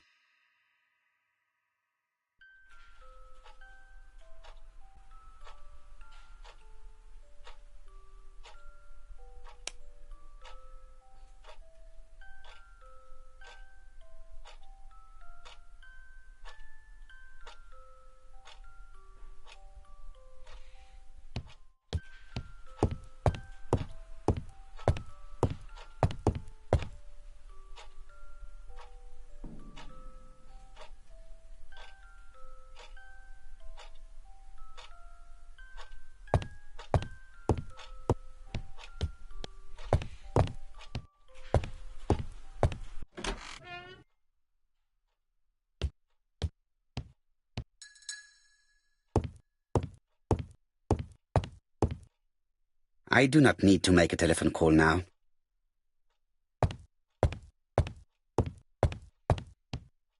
I am not going to leave Comside now. I still have some things to do.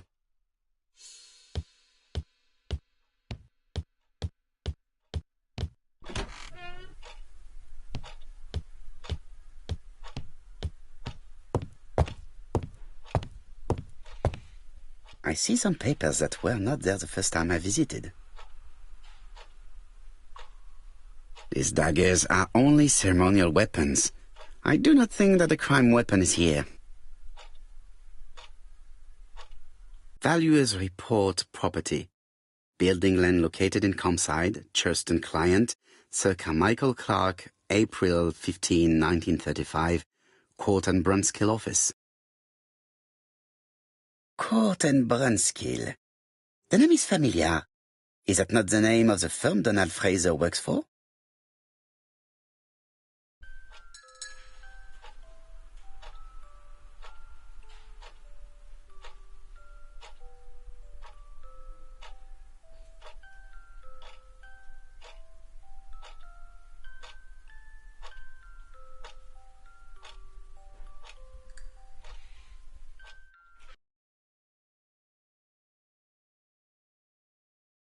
Ernest Logan, MD, Brighton Cancer Institute, 201 Dusk Road, Brighton, Sussex.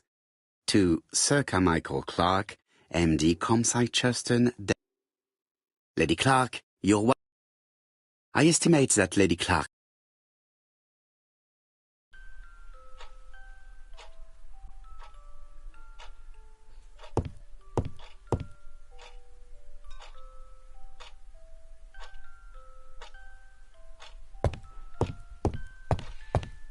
The door is locked.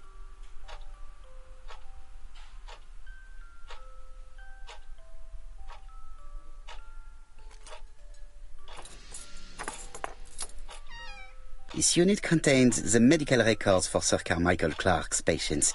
Let us study them closely and see if there are any familiar names. Lots of dust. The records from E to Z have not been touched for years. No names. Disappointing. No dust on the records from A to D. They've been handled recently. No names. Disappointing.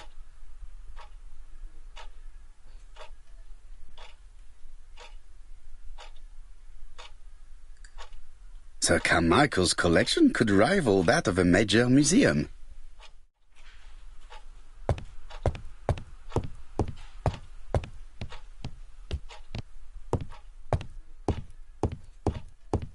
Order and method above all.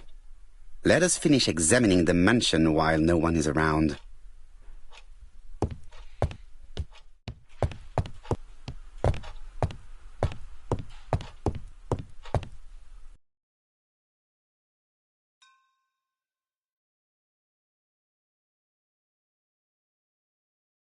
Comside's private collection.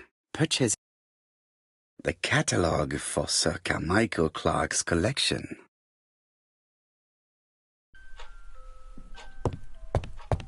There are some very valuable objects.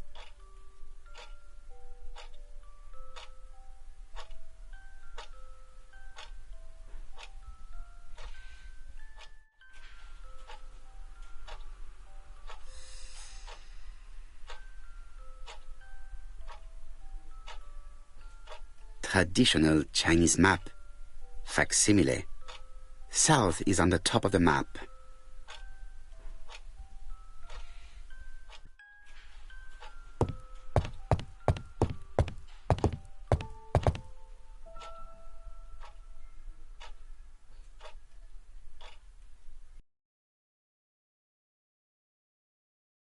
Compass, point to the south.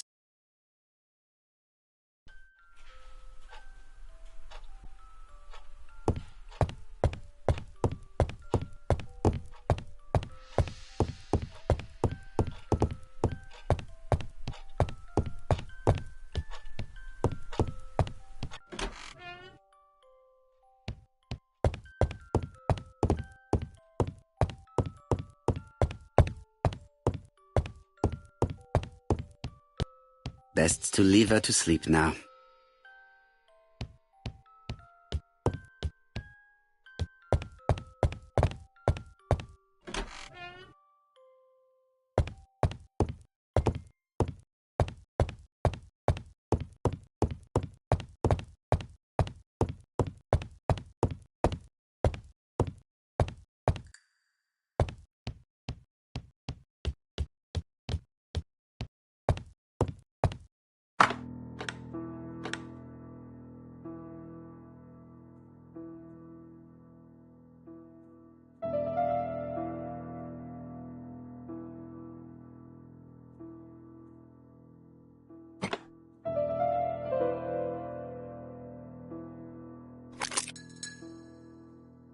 The plates around the picture appear to have unlocked.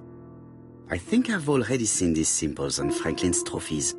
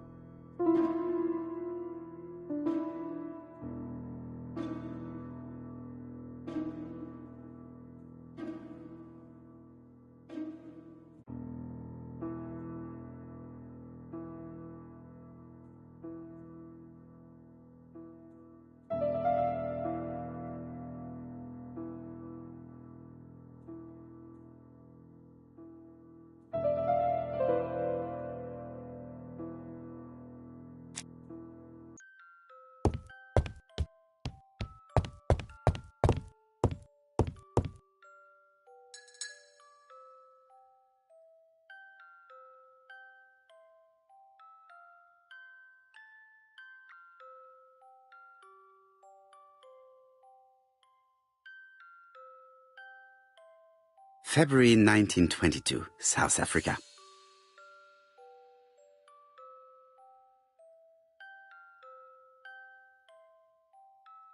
February 1922, South Africa.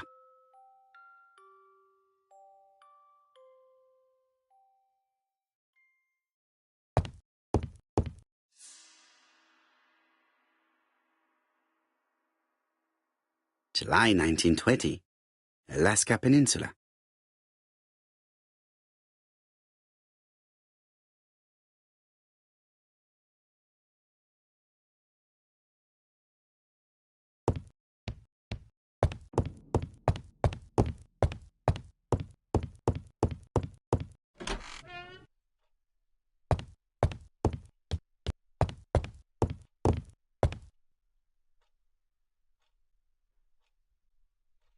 April 1925, Aceh Province, Sumatra.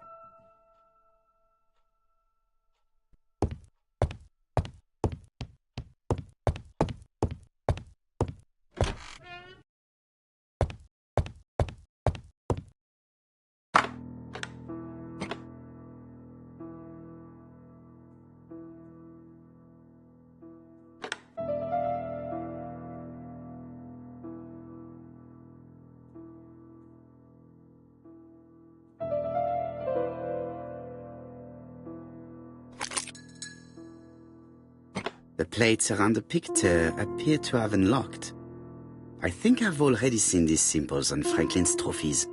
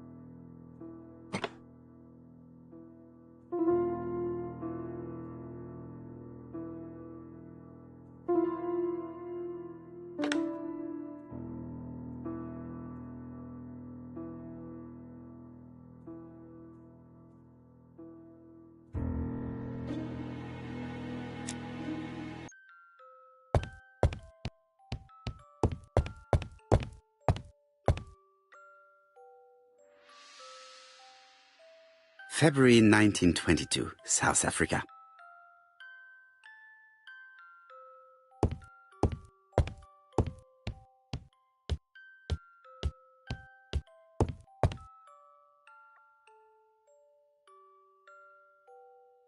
July 1920, Alaska Peninsula.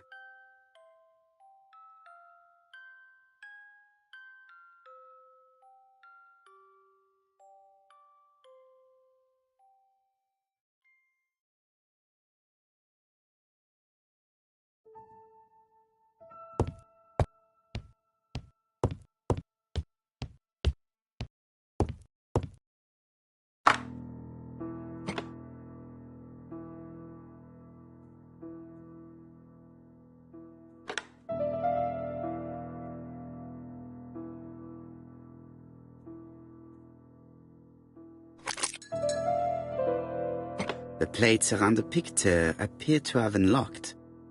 I think I've already seen these symbols on Franklin's trophies.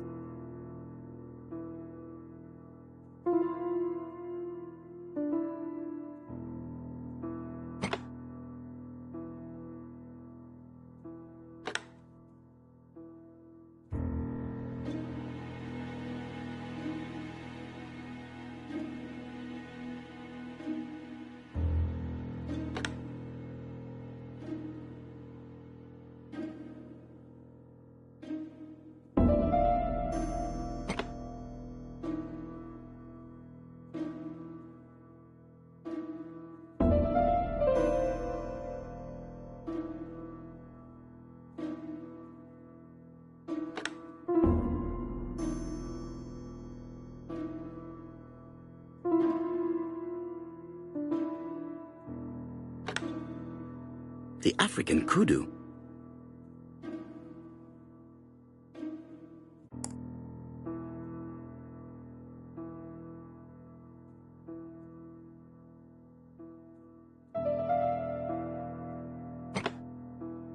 The Alaskan Kodiak bear.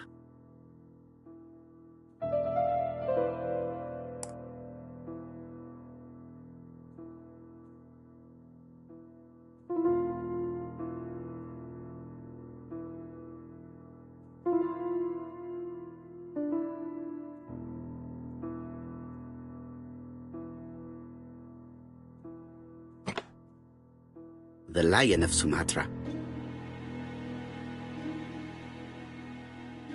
I heard the sound of a mechanism.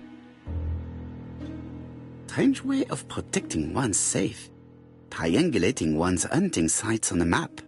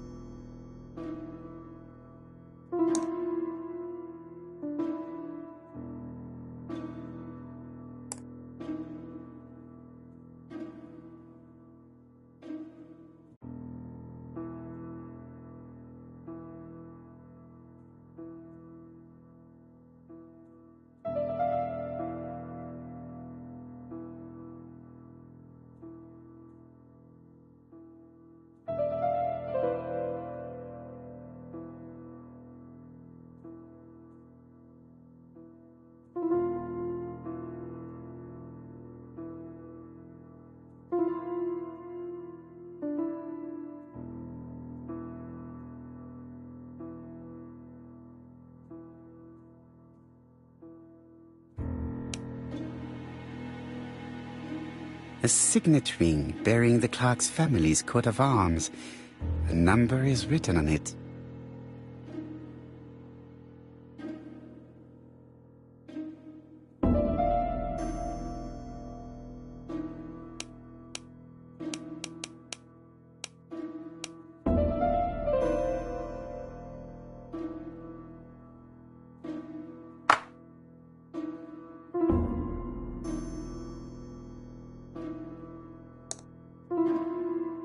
These documents are very likely going to help me for the rest of the inquiry.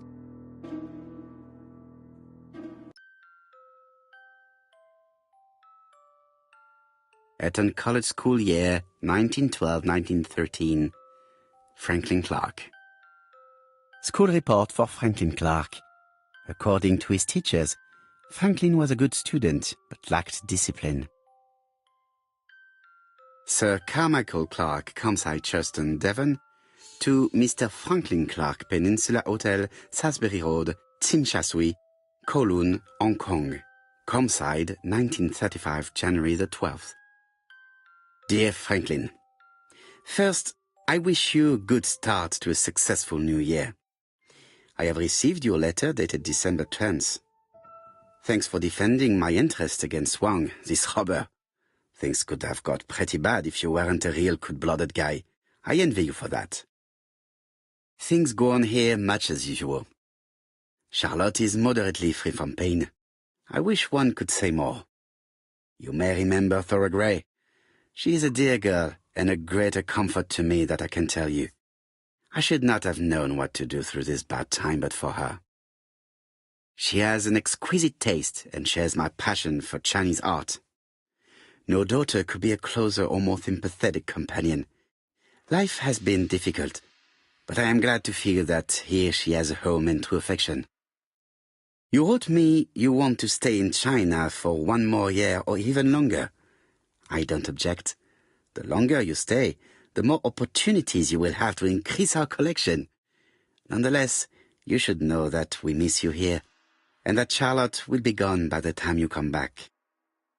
I am, dear Franklin, your truly affectionate brother.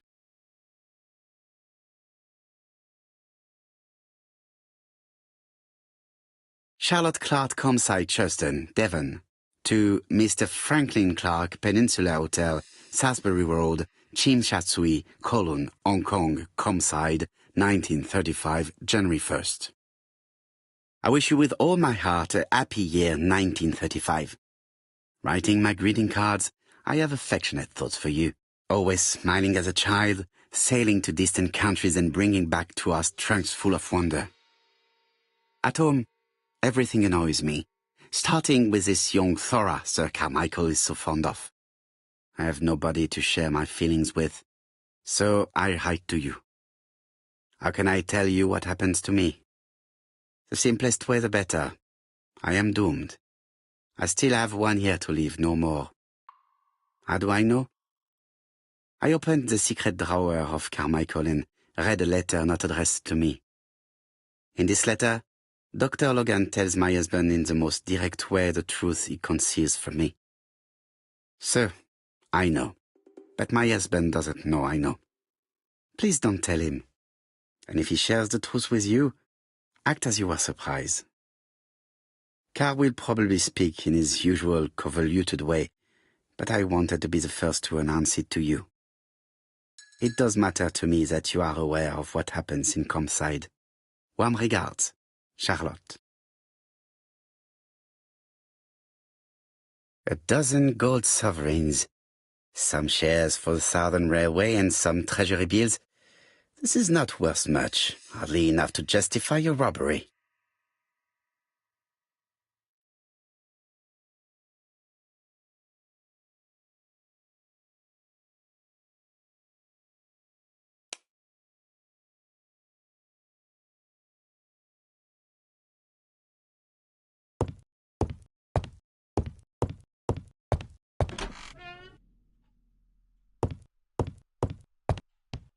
I am not going to leave Comside now. I still have some things to do.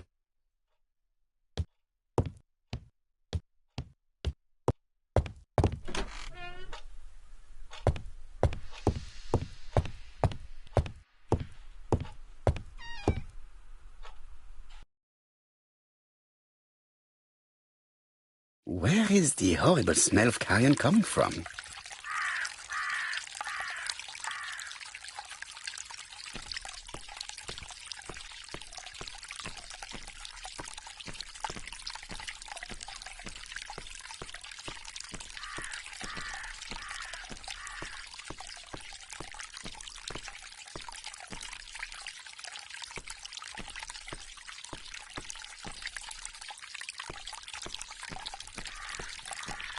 Something makes me feel uncomfortable.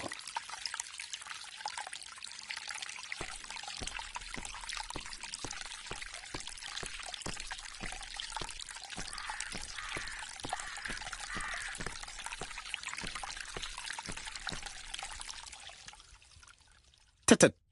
The gardener does not follow the alignment. There, that's better. It is symmetrical.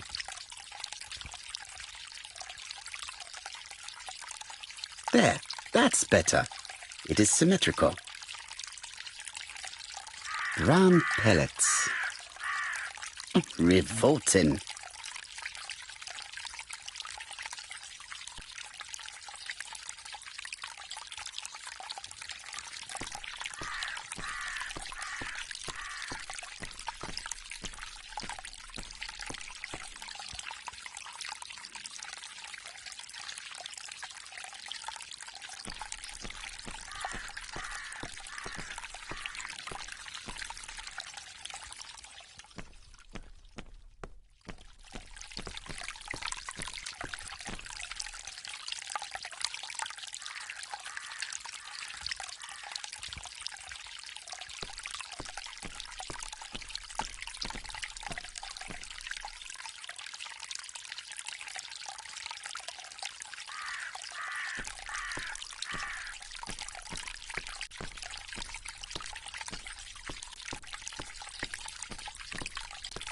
This wisteria is in full bloom.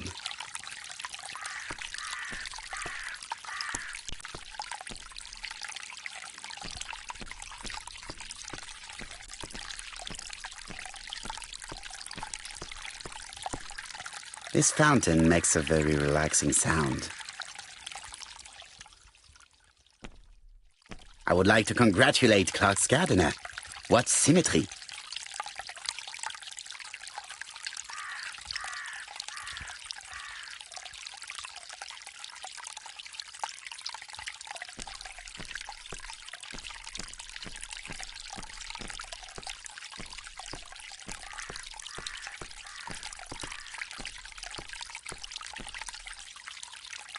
It was probably the gardener who lit this fire. Look here. I wonder if someone wanted to get rid of these papers. This object would probably be useful to me. Let us now try and get our brain cells to work.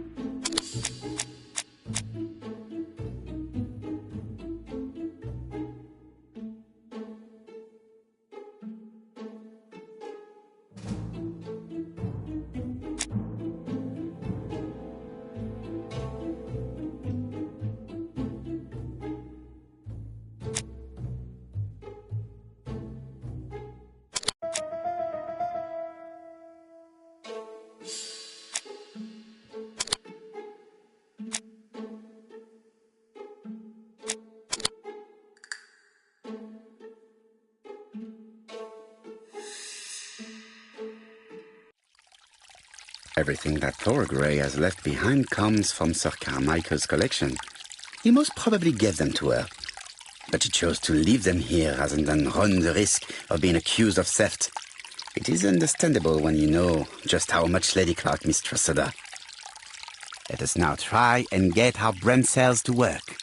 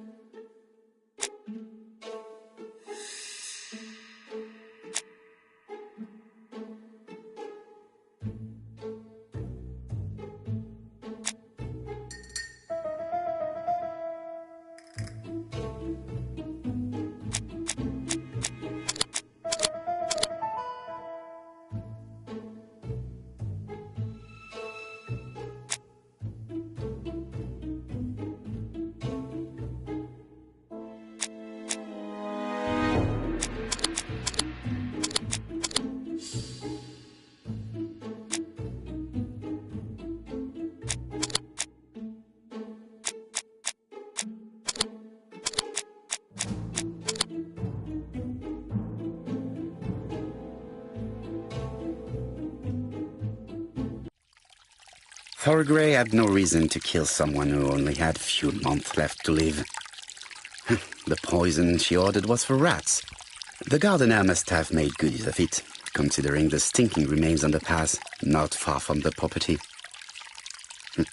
I've finished here.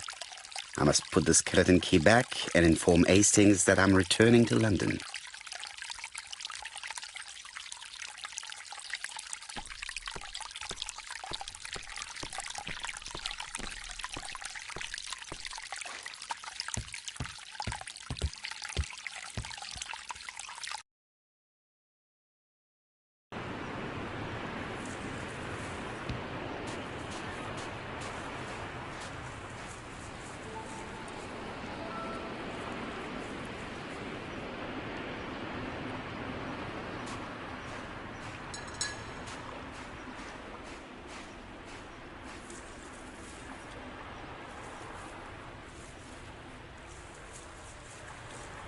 May you have peace, Carmichael. Charlotte.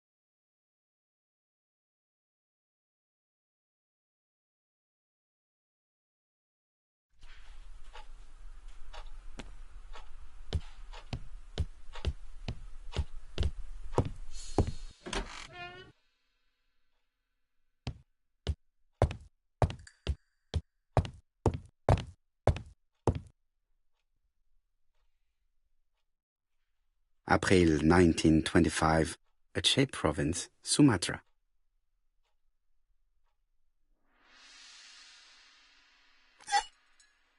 Perfect. Nothing else is keeping me here.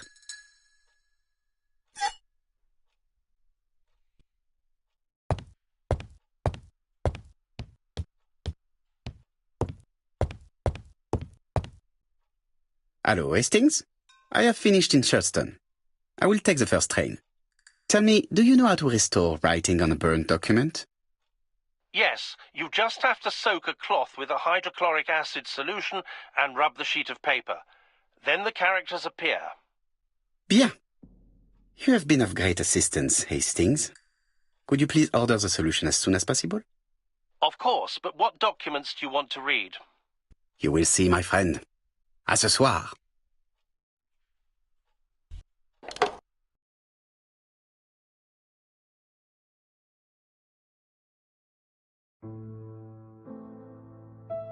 Donald Fraser is here. He insisted on waiting to see you.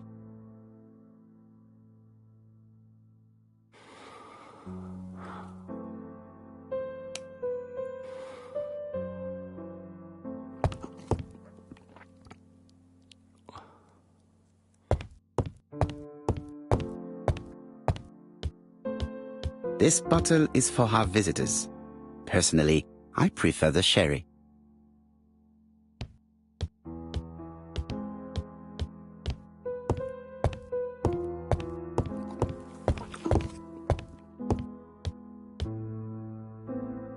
This man is tired.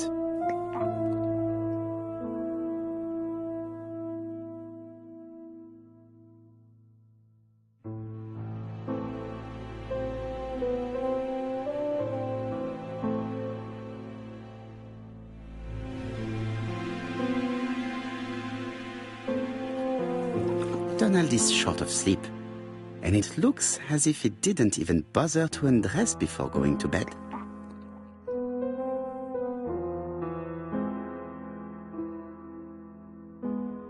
Mr. Poirot, I don't know why I'm here.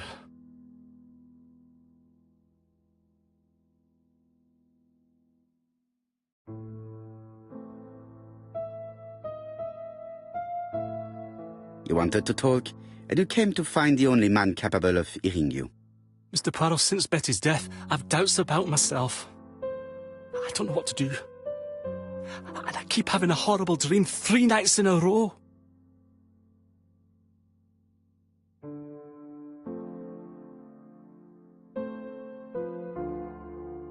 Have a drink, and tell me about this dream.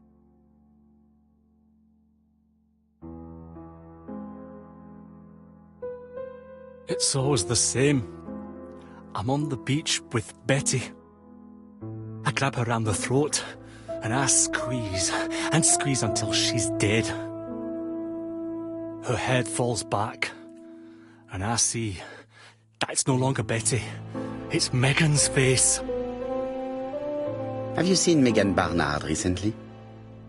Yes, our grief has brought us together. I never really knew her before. She's really quite a remarkable girl. but I would never tell her about my dream. Why not? Is it her you are attacking in your dream? No, it's Betty. And once Betty is dead, it's Megan's face that appears in its place. Very interesting. Let us now try and get our brain cells to work.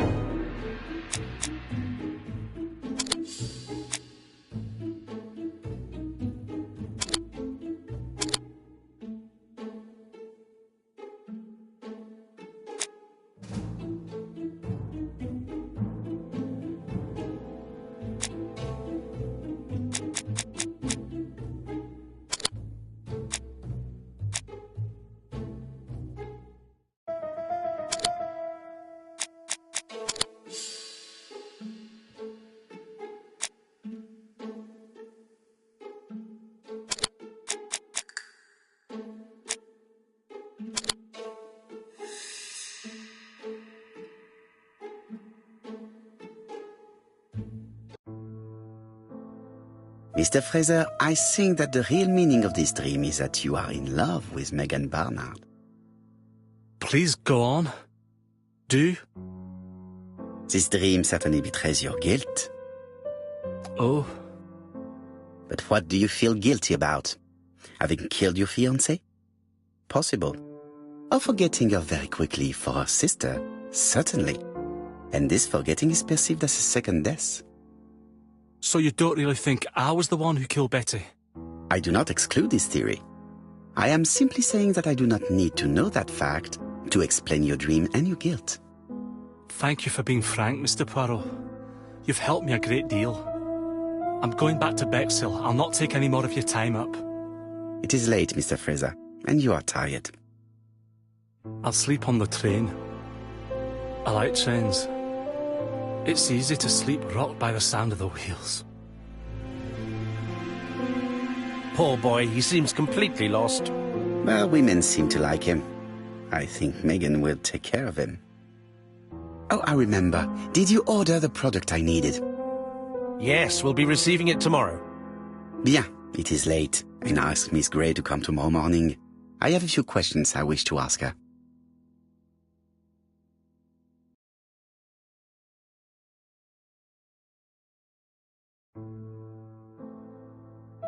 Mademoiselle, I asked you here in order to answer a very important question.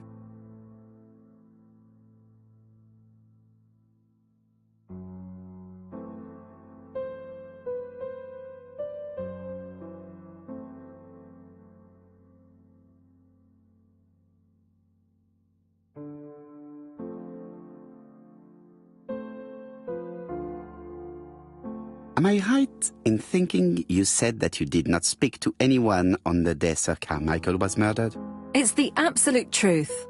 Yet, Lady Clark maintained that she saw you talking to a stranger on the front doorstep. Really? She must have been mistaken. Oh, I remember now. I'd forgotten all about it, but it wasn't important. It was just a salesman. One of those traders who sell stockings from door to door. Can you describe him to me? Medium size, glasses, dark suit, and a felt hat. Not the sort of man you notice. Completely harmless. That's why I forgot all about him. Nothing else? He was very hesitant and shy. Usually door-to-door salesmen are very confident, but he wasn't.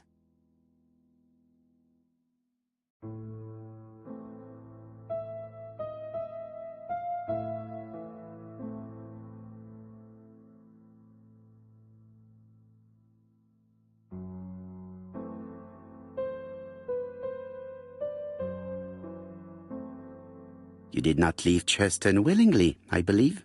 I don't wish to lie. Lady Clark did not appreciate my presence. And Franklin could not go against the wishes of a sick lady.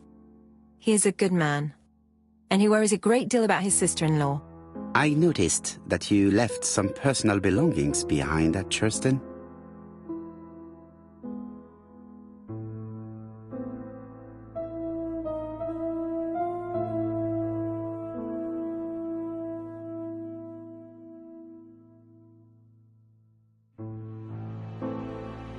Are you planning on going back to collect them? No. I prefer not to carry the weight of the past. Bien. I must ask you one last question. Please reply frankly with either yes or no. If Lady Clark had died, would you have agreed to marry Sir Carmichael if he'd asked you? How dare you ask such a question? Sir Carmichael treated me just like his daughter.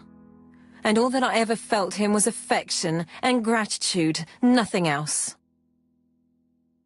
Thank you, mademoiselle. I will not keep you any longer.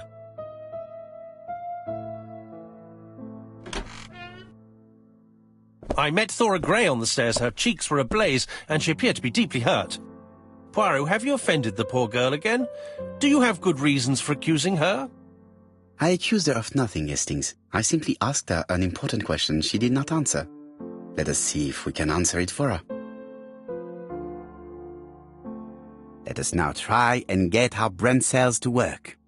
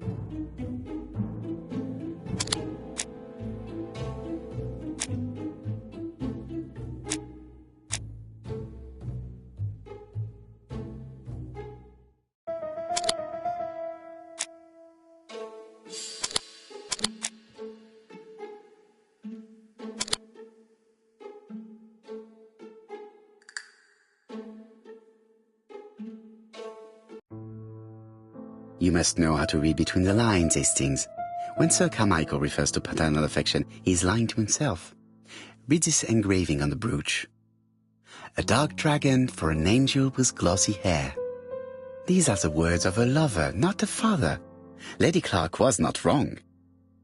What if Sir Carmichael had fallen in love with his secretary? That doesn't mean that she forced him to do so. True, there are extenuating circumstances. She is a penniless orphan. But she is calculating. Just look how she avoided it when asked if she would have married Clark. I see. You think she seduced Sir Carmichael for her own gain, and that now she is doing the same with his brother. Poirot, your world is a very dark place. Do not get carried away, mon ami. We have another more important matter to settle. Really? Yes, would you believe that Miss Grey taught me something new?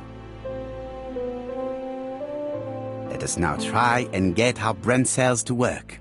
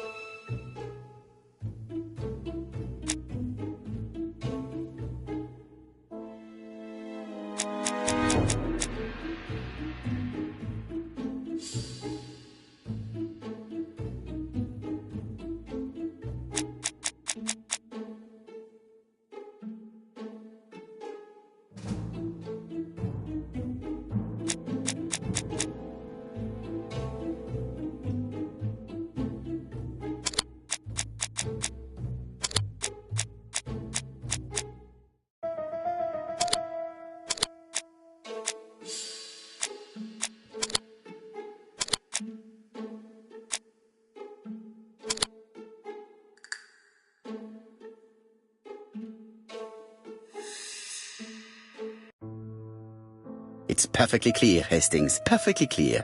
Indeed, a stalking seller visited Andover, Bexhill and Churston on the day of each murder. We have our suspect. This should be of interest, Job.